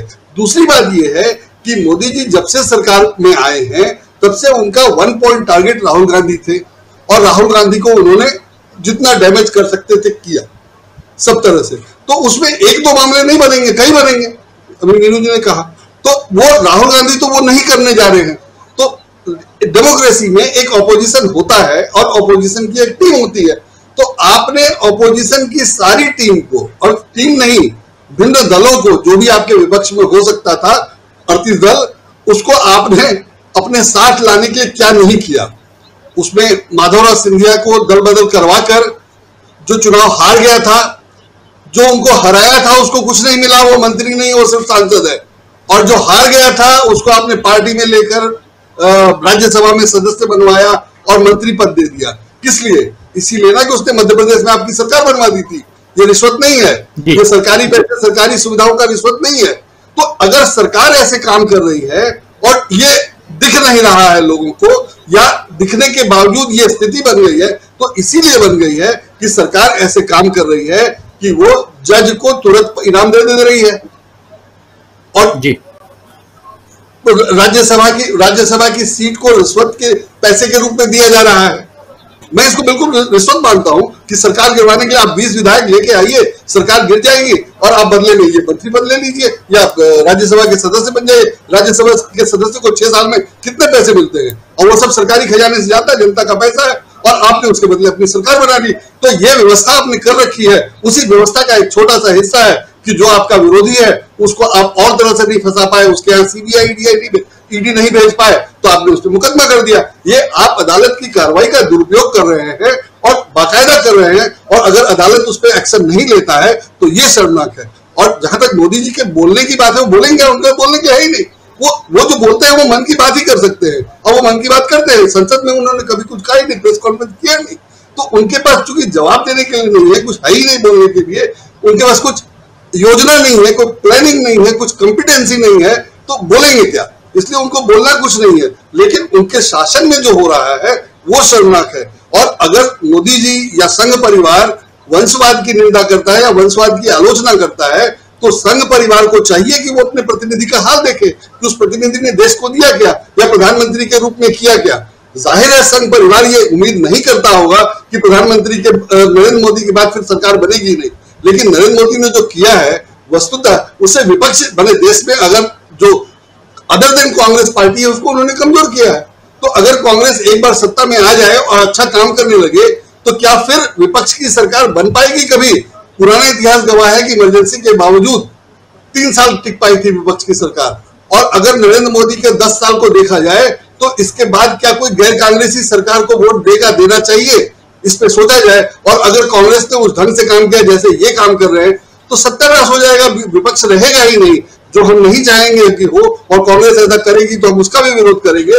लेकिन कांग्रेस के लिए ये काम इन्होंने कितना आसान कर दिया कि कांग्रेस सत्ता में आए और विपक्ष को खत्म कर दे, नष्ट कर दे जड़मूल से, क्योंकि वो यही कर रहे थे। अगर भाजपा ने कांग्रेस को और विपक्ष को नष्ट करने का कोई कसर नहीं छोड़ा तो कांग्रेस को वो क्यों नहीं करना चाहिए? तो कांग्रेस के हिसाब से सोचिए तो करना चाहिए, लेकिन देश के हिसाब से नहीं करना चाहिए।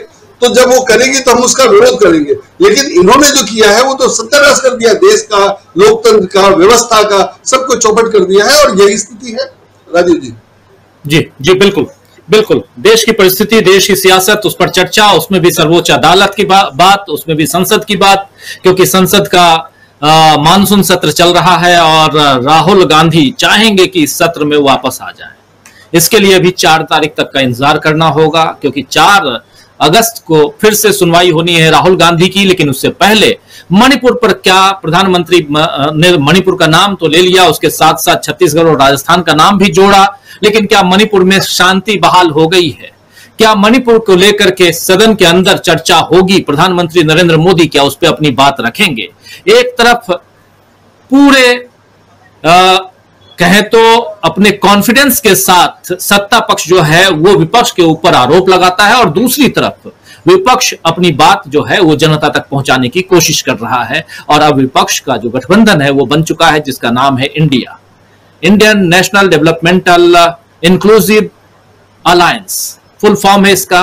और इस अलायंस के जरिए विपक्ष जो है वो अपनी बात रख रहा है। और अभी पिछले 2-3 दिनों से देखने में यही आ रहा है कि चाहे मल्लिकार्जुन खड़गे हो, चाहे ममता बनर्जी हो या दूसरे नेता हो, अपनी बात रखने के साथ साथ इंडिया का नाम जरूर लेते हैं। तो क्या इंडिया जीतेगा? बड़ा सवाल है। इस सवाल की तरफ बढ़ेंगे जैसे जैसे समय बदलेगा। जुलाई का महीना बीत रहा है और मौसम बदल रहा है। बहुत बहुत शुक्रिया अदा करना चाहता हूं सुनील शुक्ला जी, प्रशांत टंडन जी, मीनू जैन जी, संजय कुमार सिंह साहब, डॉक्टर दीपक पाचपोर जी, अमलेंदु उपाध्याय जी और डॉक्टर राकेश पाठक जी भी हमारे साथ जुड़े हुए थे। आप सबको बहुत शुक्रिया, बहुत धन्यवाद। अमित शाह के वकील रह चुके हैं, समझ सकते हैं आप। और भी पुराने मामले हैं और वो चीफ जस्टिस तक गया है और सुप्रीम कोर्ट में भी हुआ है वो सब, तो और उसके फैसले भी हैं, उस पर आर्टिकल भी लिखा जा चुका है, वो सब है, हम लोग जानते हैं और सब पब्लिक डोमेन में है। लेकिन राहुल गांधी को सजा का जो मामला है उसको मैं ऐसे देखता हूं कि एक बलात्कारी या यौन शोषण का आरोपी गिरफ्तार नहीं हो रहा है, उसको जमानत मिल जा रही है, और सिर्फ ये कहने के लिए कि सभी चोरों के नाम मोदी क्यों है, राहुल गांधी को सजा हो जा रही है। यह व्यवस्था है। अगर व्यवस्था है, एफआईआर, कोर्ट, सरकार, कानून, अदालत, कानून, वकील, तो उसका रिजल्ट यही है कि एक यौन शोषण का आरोपी जिसका काम था कि वो देश के खिलाड़ियों को आगे बढ़ाता, ले जाता, रिप्रेजेंट करवाता, देश के लिए पुरस्कार जीतता और खिलाड़ियों को एनकरेज करता, वो खिलाड़ियों का यौन शोषण कर रहा था। सही गलत की बात ही नहीं है, उस पर यह आरोप है और उसको ना पद से हटाया जा रहा, ना उसके खिलाफ कोई कार्रवाई हुई। और दूसरी तरफ सिर्फ ये पूछने के लिए कि सभी चोरों का नाम मोदी क्यों होता है, राहुल गांधी को सजा हुई है। ये व्यवस्था है और यही चिंता की बात है। अब सुप्रीम कोर्ट में छूट जाए राहुल गांधी या सुप्रीम कोर्ट में उनको सजा ना हो, लेकिन भारत में मुकदमा लड़ना सजा भुगतने से कम नहीं है। मुझे कभी अदालत में जाना नहीं पड़ा, पुलिस से कोई पंगा नहीं हुआ, ऐसी कोई स्थिति नहीं आई, लेकिन एक मामले में मैं गवाह था और गवाह के रूप में जो मुझे गवाही देने के लिए जो जाना पड़ा, उसी में नानी याद आ गई थी। और मुझे लगा, मैंने कोर्ट में ना टॉयलेट है, ना पंखा है, ना बैठने की जगह है, और मैं दिल्ली के 30,000 अदालत की बात कर रहा हूं। तो एक गवाह के रूप में दिन भर मुझे जब बैठना पड़ा तो उतनी वो सजा ही थी। अपराध तो बहुत बाद की बात है। और राहुल गांधी ने अगर ये कह दिया कि सभी चोरों के नाम मोदी क्यों है, तो हम देख रहे हैं कि स्थिति क्या है। और जब 2019 में जो कहा था, तो जो कहा था, उस लिहाज से मुझे नहीं लगता कि उसमें कुछ बहुत बड़ी बात है और कुछ गलत है या कुछ बड़े मुकदमा करने लायक मामला भी है। तो सुप्रीम कोर्ट में तो कायदे से इस मामले में यह होना चाहिए कि आपने अदालत का समय खराब किया और अदालत का ये किया। अगर वो सब नहीं होता है और मैं उस सब की बात ना करूं, तो मुझे सिर्फ ये चिंता ही पर्याप्त लगती है कि राहुल गांधी को सजा हो गई और वो बच गए। दूसरी बात ये है कि मोदी जी जब से सरकार में आए हैं, तब से उनका 1 पॉइंट टारगेट राहुल गांधी थे और राहुल गांधी को उन्होंने जितना डैमेज कर सकते थे किया, सब तरह से। तो उसमें 1-2 मामले नहीं बनेंगे, कई बनेंगे, अभी नीरू जी ने कहा। तो वो राहुल गांधी तो वो नहीं करने जा रहे हैं। तो डेमोक्रेसी में एक ऑपोजिशन होता है और ऑपोजिशन की एक टीम होती है। तो आपने ऑपोजिशन की सारी टीम को, और टीम नहीं, भिन्न दलों को, जो भी आपके विपक्ष में हो सकता था 38 दल, उसको आपने अपने साथ लाने के लिए क्या नहीं किया। उसमें माधवराव सिंधिया को दल बदल करवाकर जो चुनाव हार गया था, जो उनको हराया था उसको कुछ नहीं मिला, वो मंत्री नहीं, वो सिर्फ सांसद है। और जो हार गया था उसको आपने पार्टी में लेकर राज्यसभा में सदस्य बनवाया और मंत्री पद दे दिया। किस लिए? इसीलिए ना कि उसने मध्य प्रदेश में आपकी सरकार बनवा दी थी। ये रिश्वत नहीं है, ये सरकारी पैसे, सरकारी सुविधाओं का रिश्वत नहीं है। तो अगर सरकार ऐसे काम कर रही है और ये दिख नहीं रहा है लोगों को, या दिखने के बावजूद ये स्थिति बन गई है, तो इसीलिए बन गई है कि सरकार ऐसे काम कर रही है कि वो जज को तुरंत इनाम दे रही है और जी राज्यसभा की सीट को रिश्वत के पैसे के रूप में दिया जा रहा है। मैं इसको बिल्कुल रिश्वत मानता हूं कि सरकार गिरवाने के लिए आप 20 विधायक लेके आइए, सरकार गिर जाएगी और आप बदले में ये मंत्री पद ले लीजिए या राज्यसभा के सदस्य बन जाइए। राज्यसभा के सदस्य को 6 साल में कितने पैसे मिलते हैं और वो सब सरकारी खजाने से जाता है, जनता का पैसा है, और आपने उसके बदले अपनी सरकार बना ली। तो ये व्यवस्था आपने कर रखी है। उसी व्यवस्था का एक छोटा सा हिस्सा है कि जो आपका विरोधी है उसको आप और तरह से नहीं फंसा पाए, उसके यहाँ सीबीआई ईडी नहीं भेज पाए, तो आपने उस पर मुकदमा कर दिया। ये आप अदालत की कार्रवाई का दुरुपयोग कर रहे हैं और बाकायदा कर रहे हैं, और अगर अदालत उस पर एक्शन नहीं लेता है तो ये शर्मनाक है। और जहां तक मोदी जी के बोलने की बात है, वो बोलेंगे, उनका बोलने की है ही नहीं। वो जो बोलते हैं वो मन की बात ही कर सकते हैं और वो मन की बात करते हैं। संसद में उन्होंने कभी कुछ कहा ही नहीं, प्रेस कॉन्फ्रेंस किया नहीं।